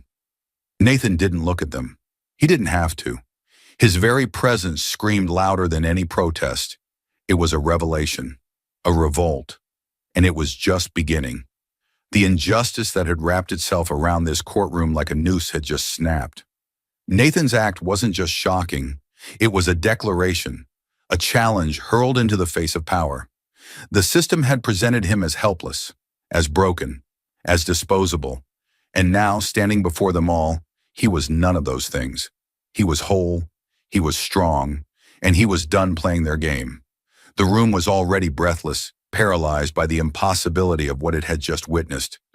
Nathan Hale, the man the system had paraded as broken, feeble, defeated, now standing tall in the very courtroom that had tried to crush him. But what came next would not only shatter the illusion of his weakness, it would detonate the foundation of every lie that had been carefully constructed around him. With precise, unhurried movement, Nathan reached into the inner pocket of his shirt. The gesture alone was enough to freeze every breath in the chamber. A bailiff instinctively took a step forward, but stopped mid-motion as Nathan raised a hand in calm warning, his eyes never leaving the judge. Slowly, deliberately, he pulled out a small metallic object, sleek, official, gleaming slightly under the courtroom lights. He held it in his palm like a blade forged from truth itself. And then he flipped it open. Gasps tore through the air like cracks of thunder. In his hand was a federal badge, unmistakable, impossible to fake. Bold letters glinted back at the courtroom. United States Department of Justice. Special Agent. The seal stamped across it silenced any doubt, killing disbelief where it stood. It wasn't a prank. It wasn't a trick. It was real. Nathan Hale had not been the man on trial. He had been the one watching all along. The roles had never been what they seemed. And now, with his voice steady as steel, his presence commanding every molecule in the room, Nathan spoke the words that turned the world upside down. "I've been investigating you, Judge Vaughn." The room erupted, not in noise, but in tension so explosive it nearly bent the walls. Every eye locked on Vaughn, who for the first time looked genuinely human, pale, stunned, stripped of the armor his robe once gave him. His lips parted, but nothing emerged. His gaze flicked between the badge, Nathan's unwavering stance, and the gaping mouths of those around him. His fingers trembled against the bench. Nathan took a step forward, and it sounded like thunder. "For 18 months, I've tracked your rulings, your financials, your connections. I've watched verdicts shift with your bank statements. I've seen innocent people crushed under your gavel while the guilty walked away with your blessing and their checks cashed." Each word struck like a hammer against marble, exposing the rot beneath the courtroom's polished surface. The prosecutor, Sinclair, staggered backward, sweat beading at his temples. His carefully rehearsed demeanor collapsed into raw panic. This is outrageous," he stammered, but even he didn't believe it. Nathan didn't look at him. His eyes remained locked on Vaughn like crosshairs. "You sold justice, Judge, and you wore your black robe like camouflage while you did it. But I saw through it. And now, so does everyone else." Vaughn attempted to rise, but the strength in his knees betrayed him. He sank back down, clutching the bench as if it could shield him from the truth. "You have no jurisdiction," he barked, voice cracking. "This is my courtroom." Nathan leaned in slightly, lowering his voice into something sharper, deadlier. "Not anymore." In that moment, the illusion of power crumbled. The man who had dictated lives with a smirk and a gavel was now a cornered predator, exposed and trembling beneath the weight of a truth he could no longer outrun. And as Nathan stood, badge in hand, eyes ablaze with justice long denied, the entire courtroom realized the game had never belonged to Vaughn. It had belonged to the man they tried to silence, the man who had turned their verdict into a reckoning. The fight for justice is just beginning. More shocking twists are ahead. Don't miss a moment. Like, subscribe, and turn on notifications to stay with us. Thank you for standing for truth and justice. Where are you watching from? Let us know. The silence that followed Nathan's explosive revelation was thick with disbelief, but it didn't last long. He didn't give anyone the chance to regain control, not even for a second. He took another step forward, standing tall at the center of the courtroom that had just tried to destroy him, now turning it into the very stage for his reckoning. His voice rose, clear and commanding, cutting through the tension like a blade. "I have evidence, wire transfers, communications, court transcripts, each one a nail in the coffin of your illusion of justice." His gaze bore into Judge Vaughn, who now sat frozen behind the bench, pale as paper, gripping the wood as if it could somehow hold back the storm that was bearing down on him. "You've taken bribes from defense attorneys, prosecutors, private interest groups. You've manipulated verdicts, buried exonerating evidence, silenced whistleblowers. You've turned this courtroom into a marketplace and justice into currency." A ripple of gas moved through the room like a slow-building wave. People in the gallery leaned forward, eyes wide, struggling to comprehend the scope of what they were hearing. Some looked toward Vaughn for denial, for rebuttal, but all they saw was a man unraveling. Nathan continued, relentless. "You orchestrated wrongful convictions to protect your deals, targeting those least able to fight back. You profited off the lives of the poor, the marginalized, the voiceless, and all the while you wore that robe like it made you untouchable." He turned sharply toward the prosecution's table, locking eyes with Sinclair. "And you, David Sinclair, your hands are just as dirty. You forged evidence. You coerced witnesses. You worked hand in hand with Vaughn to destroy anyone who posed a threat to your perfect conviction record." Sinclair's mouth fell open, but no words came. His skin blanched as Nathan reached into his back pocket and pulled out a folder, thick with documents, marked with the seal of the Justice Department. Inside this file are recordings, emails, and transaction logs, each linking you directly to over a dozen cases where evidence was tampered with or outright fabricated under your direction. He tossed the folder onto the prosecution's table with a loud slap that echoed through the chamber. Sinclair flinched. You wanted convictions, not truth. You wanted headlines, not justice. And you were willing to destroy innocent lives to get it. Judge Vaughn tried to speak, voice trembling. This is slander. Lies. Nathan turned toward him slowly, gaze like fire. Then explained the offshore accounts, explained the midnight meetings with defense attorneys who suddenly withdrew key evidence. Explain the phone call you made to Sinclair 3 days before the verdict in the case of Maria Lopez, a woman who spent 7 years in prison for a crime she didn't commit because you needed to bury a different defendant with political connections. The judge opened his mouth again, but nothing came out. His jaw worked, his eyes darted, but the words failed him. His mask had shattered, and there was nothing behind it but fear. The courtroom had changed. This was no longer Vaughn's domain.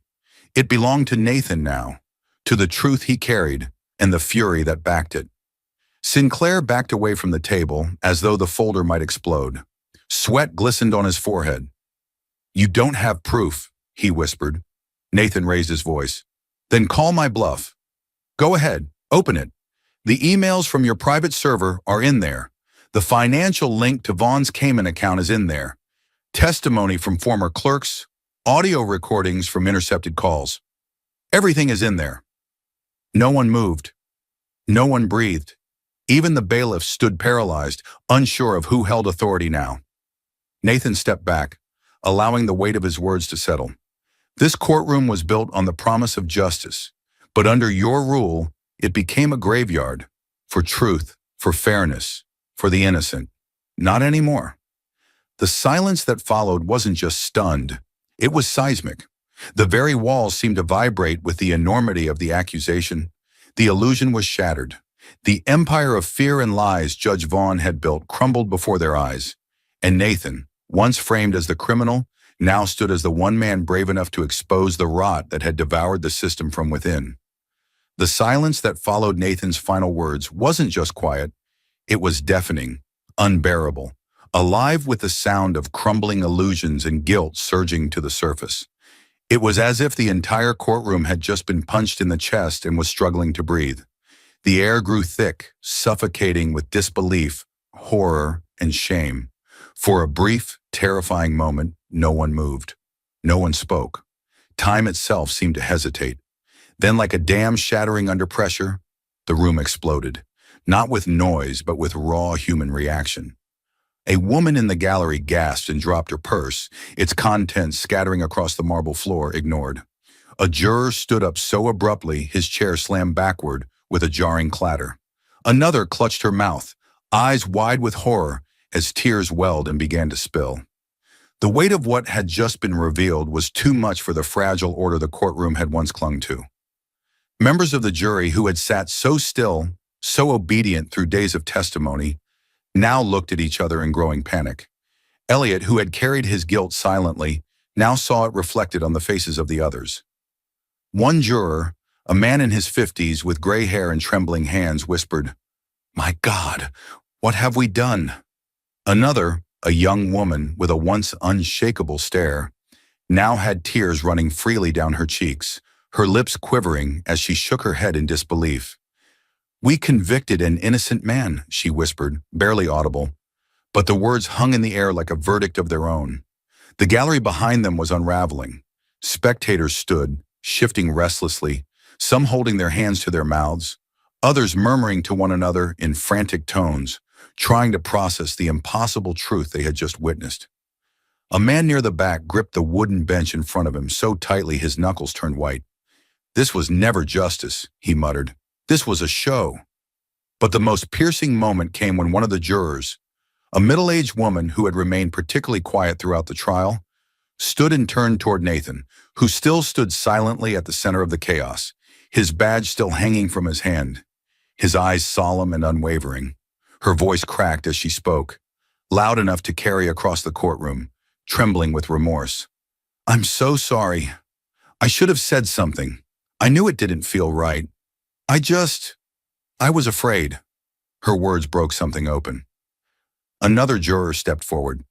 You didn't deserve this. None of it. A third, choking on emotion, could barely speak. We let them do this to you. We let them make us believe you were the criminal. Nathan didn't respond. He didn't need to. His silence now held a different weight. It wasn't the quiet of a man crushed by injustice. It was the silence of someone who had known all along, who had waited for truth to catch up. The chaos around him only made his stillness more powerful, more damning. People in the gallery began to cry. Real tears, guttural sobs pulled from the depths of their conscience. Some apologized openly.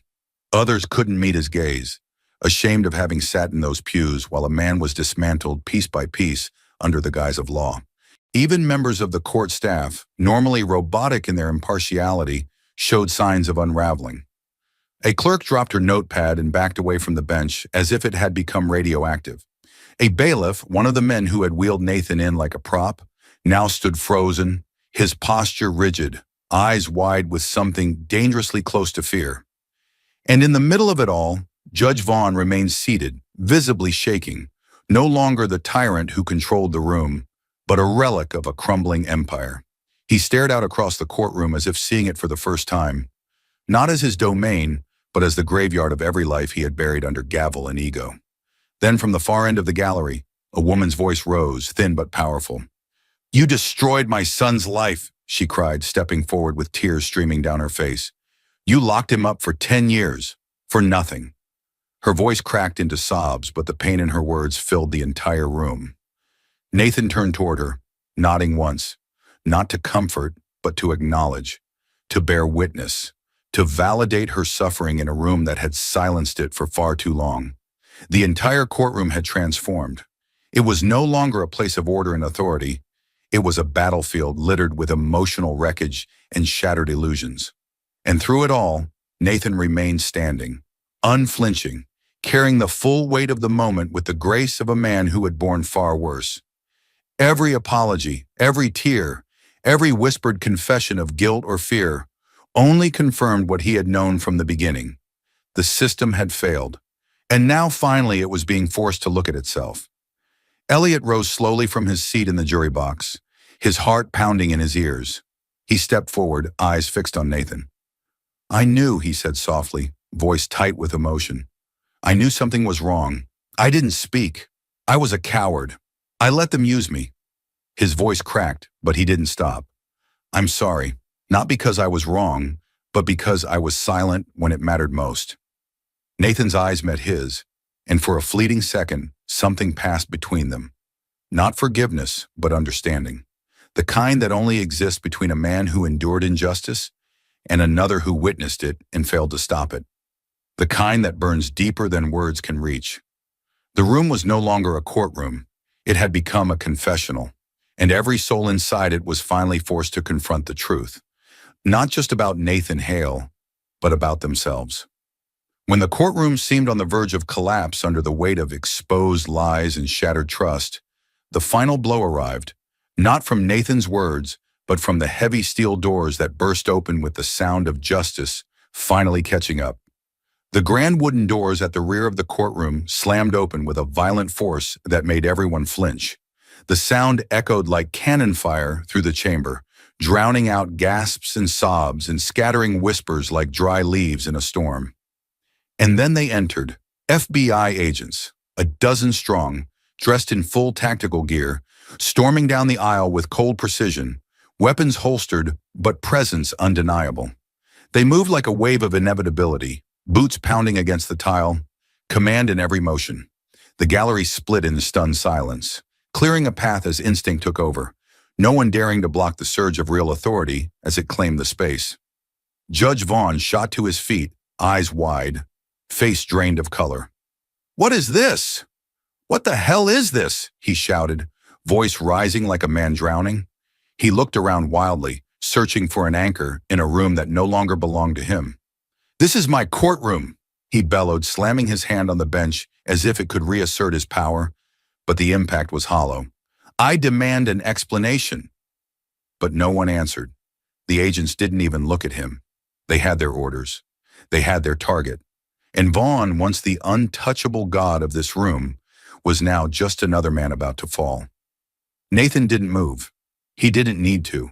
He simply stepped aside and watched as the machine of real justice finally roared to life. One agent approached the bench, badge raised. "Carlton Vaughn," he said with perfect composure, "you are under arrest for obstruction of justice, conspiracy to pervert the course of law, bribery, and multiple counts of judicial misconduct." The words hit harder than any gavel.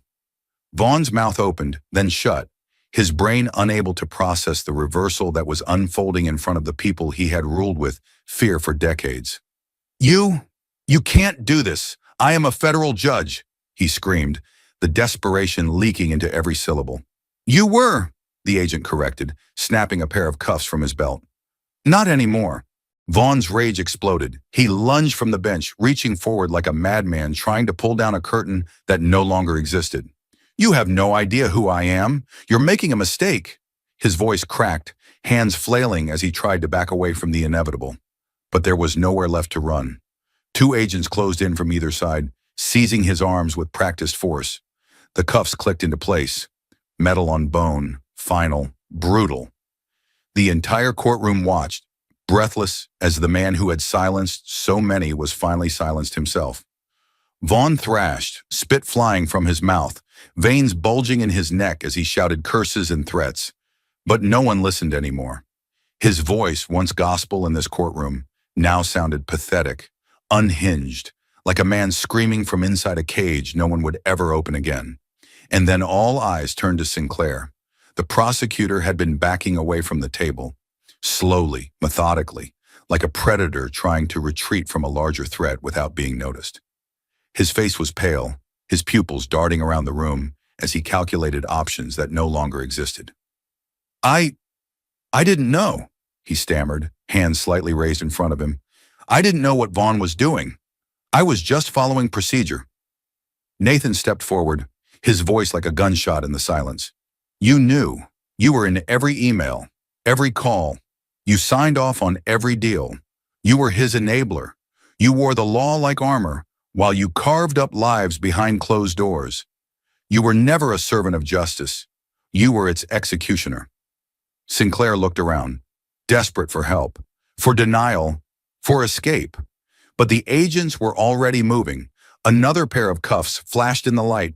He stumbled backward, bumping into the prosecution's table. "This is wrong," he pleaded. "I've given my life to the system." One agent seized his wrist. "Exactly," the man said. "And you corrupted it." Sinclair didn't fight. He slumped as the cuffs snapped into place, head bowed, sweat pouring down his face. It was over. The gallery watched in stunned silence as both men, once untouchable titans of this courtroom, stood shackled before them, the very symbols of authority, stripped, exposed, and chained in front of the people they had crushed. Nathan stood tall as the agents read Vaughn and Sinclair their rights. He didn't smile. He didn't gloat. This wasn't revenge. It was justice finally cutting through the fog of lies. He looked out at the jurors, the gallery, the court reporters, the staff. Each of them now witnesses not to a conviction, but to a reckoning. For years, the system had devoured the innocent to protect the powerful. But now, before their eyes, the roles had reversed. The predator had become the prey. The robe had become a shroud. And as the agents led Vaughn and Sinclair toward the doors they had once commanded from, heads turned, people stood, and the entire courtroom watched in collective awe. Some clapped, others cried, a few simply stared, stunned, awakened. This wasn't just justice for Nathan. It was justice for every name buried in sealed records, for every voice silenced beneath legal jargon, for every truth twisted by power. The thunder of boots faded down the hall. The doors slammed shut behind the agents and their prisoners. The silence that followed was not like the silence before. It was heavier, but it was clean, and it was real. As the heavy courtroom doors slammed shut behind the cuffed and disgraced Judge Vaughn and Prosecutor Sinclair, an eerie, unfamiliar stillness settled over the room. Not the oppressive silence of fear that had ruled for so long, but something different, something lighter, something closer to release. It was as if the entire courtroom had been holding its breath for days, weeks, maybe even years, and now finally it could exhale. The shackles had not only been locked around the wrists of two corrupt men, they had been broken from the minds and souls of those who had unknowingly carried the weight of complicity. Elliot sat still for a moment, eyes locked on the door that had swallowed the tyrants, his chest rising and falling in deep, uneven breaths. For the first time since this trial began, he could feel the tension unraveling from his muscles, the shame slowly loosening its grip on his ribs, no longer a vice of silence and submission. He had not spoken soon enough. He had failed when it mattered most. But in this moment, as truth stood victorious and power had been humbled, something inside him cracked, not with guilt, but with the possibility of redemption. Around him, the other jurors stirred, not chaotically as before, but with the dazed, cautious movements of people emerging from a long, dark tunnel. Their eyes met one another's, not in fear, not in confusion, but in a kind of mutual awakening. One woman, still pale, tear-streaked, covered her mouth with a trembling hand as a single sob escaped her lips. She wasn't crying from pain anymore. She was crying because the mask had finally fallen, and the truth, however cruel, had finally spoken louder than the lies. Another juror, a man who had once nodded blindly along to every prosecution point, now rubbed his face with both hands, like he was scrubbing away months of internal rot. They weren't celebrating. They weren't relieved because the bad guys had been caught. Number it was something deeper, more spiritual. They had been freed from manipulation, from ignorance, from the invisible grip of injustice that had twisted itself around every corner of that courtroom like a serpent. And now that serpent had been decapitated, and the venom was no longer theirs to carry. But amid the emotional unraveling, the person who remained untouched by the wave of catharsis was Nathan Hale. He didn't smile. He didn't cry. He didn't sink to his knees or raise his arms in victory. He simply stood there, tall and still, as if he had always known this moment would come, as if he had not hoped for it but worked for it, bled for it, suffered for it, waited for it.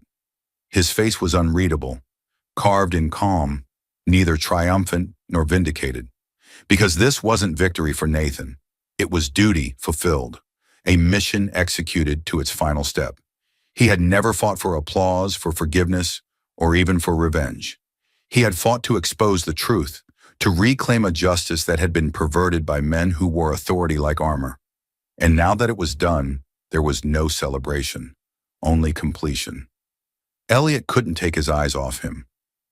The man they had nearly condemned to oblivion now stood as a symbol of unbreakable will. But there was no ego in Nathan, no arrogance, just gravity. Elliot stood slowly, cautiously, as if afraid he wasn't allowed to move in this new world where justice had actually prevailed. His legs felt weak, like they belonged to someone else, like they were still trying to remember how to carry a man who had been complicit. He stepped toward Nathan, words tangled in his throat. I didn't know, he said finally, his voice barely audible. No, Nathan replied softly. You did. You just didn't speak. But you're speaking now. He didn't say it with malice. He didn't twist the knife. He just told the truth, clean, honest, and unshakable. Elliot nodded, the shame still there, but something else with it, something stronger, purpose. From the back of the courtroom, someone began to applaud, not loud, not staged, just a slow, solitary clap of genuine respect. Then another joined, and another, until the gallery, the jurors, even some of the staff stood in collective recognition, not just of Nathan, but of what had happened here, of what had finally been broken and what might now be rebuilt. But Nathan didn't turn toward the applause. He didn't bow or acknowledge the crowd. Instead, he gathered the folder of evidence from the prosecution table, the same table that had once held the lies meant to bury him, and tucked it under his arm. Then he turned and walked toward the doors. He didn't walk like a man leaving a courtroom. He walked like a man leaving a battlefield, because that's what this had been. Not a trial, a war. One fought not with guns, but with truth and lies, with silence and courage, with fear and resolve. And Nathan had not just survived it, he had won it. Not for himself, for everyone who had been trampled by the same machine, For every name erased, every voice dismissed, every life derailed by the illusion of justice. This victory didn't belong to him. It belonged to them. As he passed Elliot, he paused for just a moment. "Remember this feeling," he said, "because next time, when something feels wrong, you speak."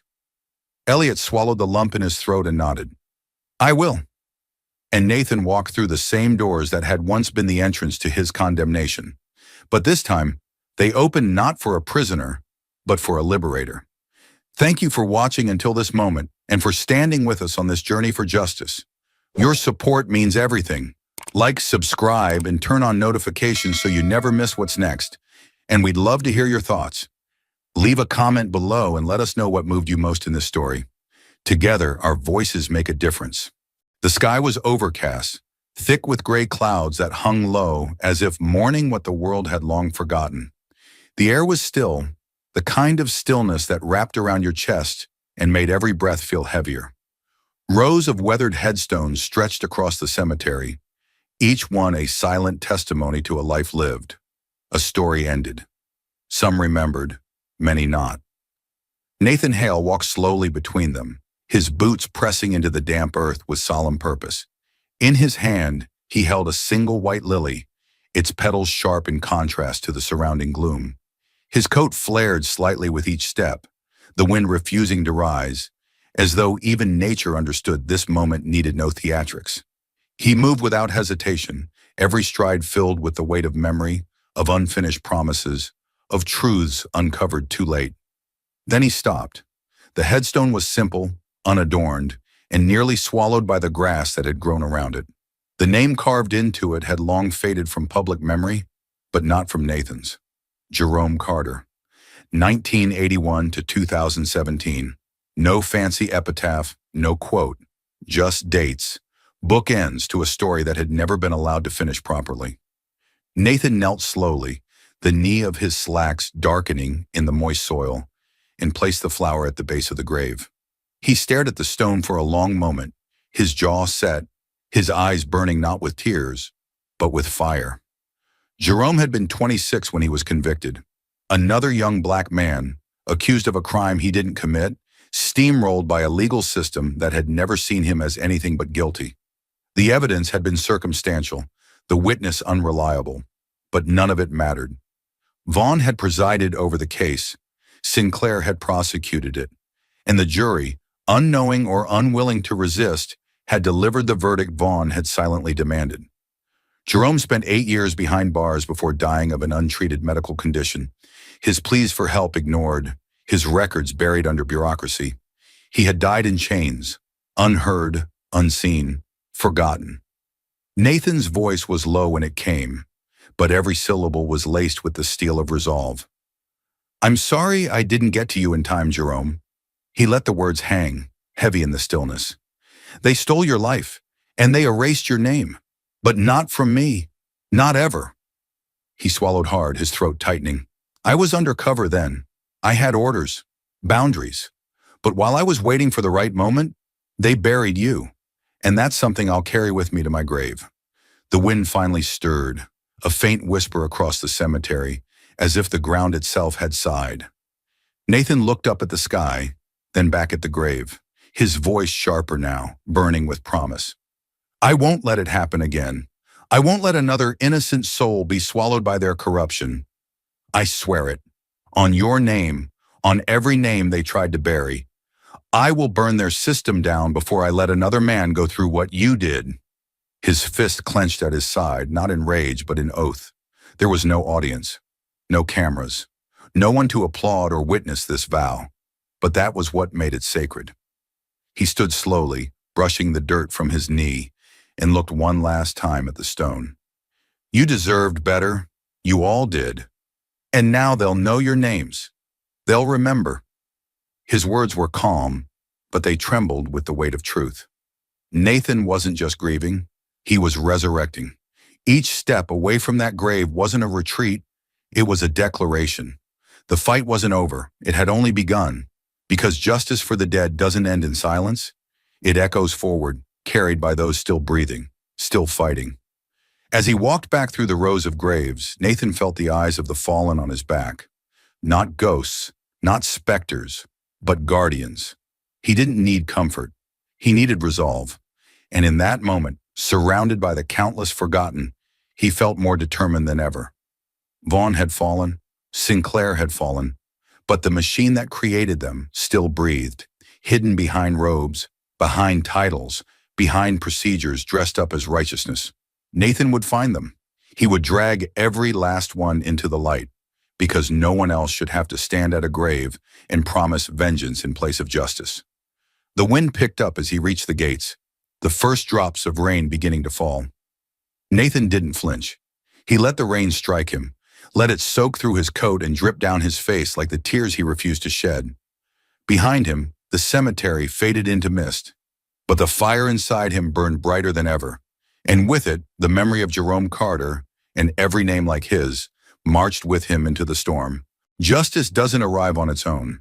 It doesn't descend from the sky wrapped in golden light, nor does it come knocking politely at the doors of the oppressed. It must be demanded, dragged into the light, even when it resists. It must be fought for, tooth and nail, by people who are willing to bleed for what is right. And in this story, you have seen what it takes. You have seen a man named Nathan Hale, who was forced to endure the weight of a corrupt system so deeply rooted that it no longer recognized truth unless it was weaponized against it. He was framed, humiliated, paraded like a criminal. Every eye in that courtroom looked at him and saw what they were conditioned to see: weakness, guilt, an easy scapegoat, not a man, not an agent, not the truth. And he let them. He let them believe it. He wore their labels. He sat in their chains. All so that when he stood, when he spoke, when he flipped their system on its head, every lie they had built came crashing down like shattered glass. But make no mistake, the power Nathan displayed did not come from his badge. It came from the fire inside him that refused to go out, even when the world tried to bury it. It came from the knowledge that silence is the accomplice of injustice, that in courtrooms across the country, in institutions across the world, injustice is not always loud. It's quiet. It's procedural. It wears a robe. It speaks in legalese. It smiles while it sentences the innocent. And unless someone dares to speak against it, unless someone shatters the silence, it continues unchecked, unnoticed, and undefeated. Nathan did not win because the evidence was finally on his side. He won because he refused to let fear dictate his silence.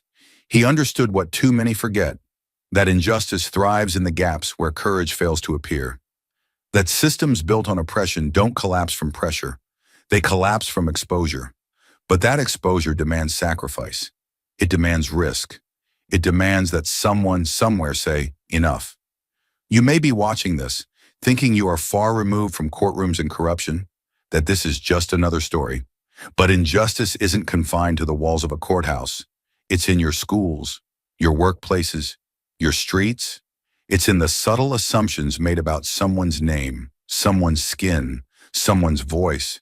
And each time we look away, each time we say, it's not my place, or that's just how the system works, we feed it, we empower it, we become it. What Nathan did wasn't superhuman. It was necessary. It was terrifying. And it was right. He faced down a judge with unchecked power, a prosecutor drunk on convictions, and a courtroom full of people too afraid to ask the hard questions. And he stood anyway. Not because he was fearless, but because the alternative, silence, would have meant surrender. And he refused to surrender. Ask yourself, how many people like Nathan never get the chance to stand? How many innocent lives are buried under case numbers, bad rulings, and lies dressed as facts? How many names will never be cleared, never be heard, because no one had the courage to challenge the status quo? Justice is not a spectator sport. It is not something we can passively hope for. It is a demand, an action, a fight. And it belongs to those who step into discomfort and say what no one else will, who choose what is right over what is safe, who are willing to stand alone if it means someone else will not fall alone. If this story moved you, don't keep it to yourself. Share it. Hit the like button, leave a comment, and subscribe to Emotional Journey for more powerful, thought-provoking stories that matter. Every view, every voice, every act of engagement helps us shine a light on injustice and amplify the fight for truth. Change doesn't happen on its own. It begins with courage. And that courage starts with people like you. Together, we can turn awareness into action. Thank you for being part of this journey. Let's keep speaking up. Let's keep fighting back. Let's keep hope alive.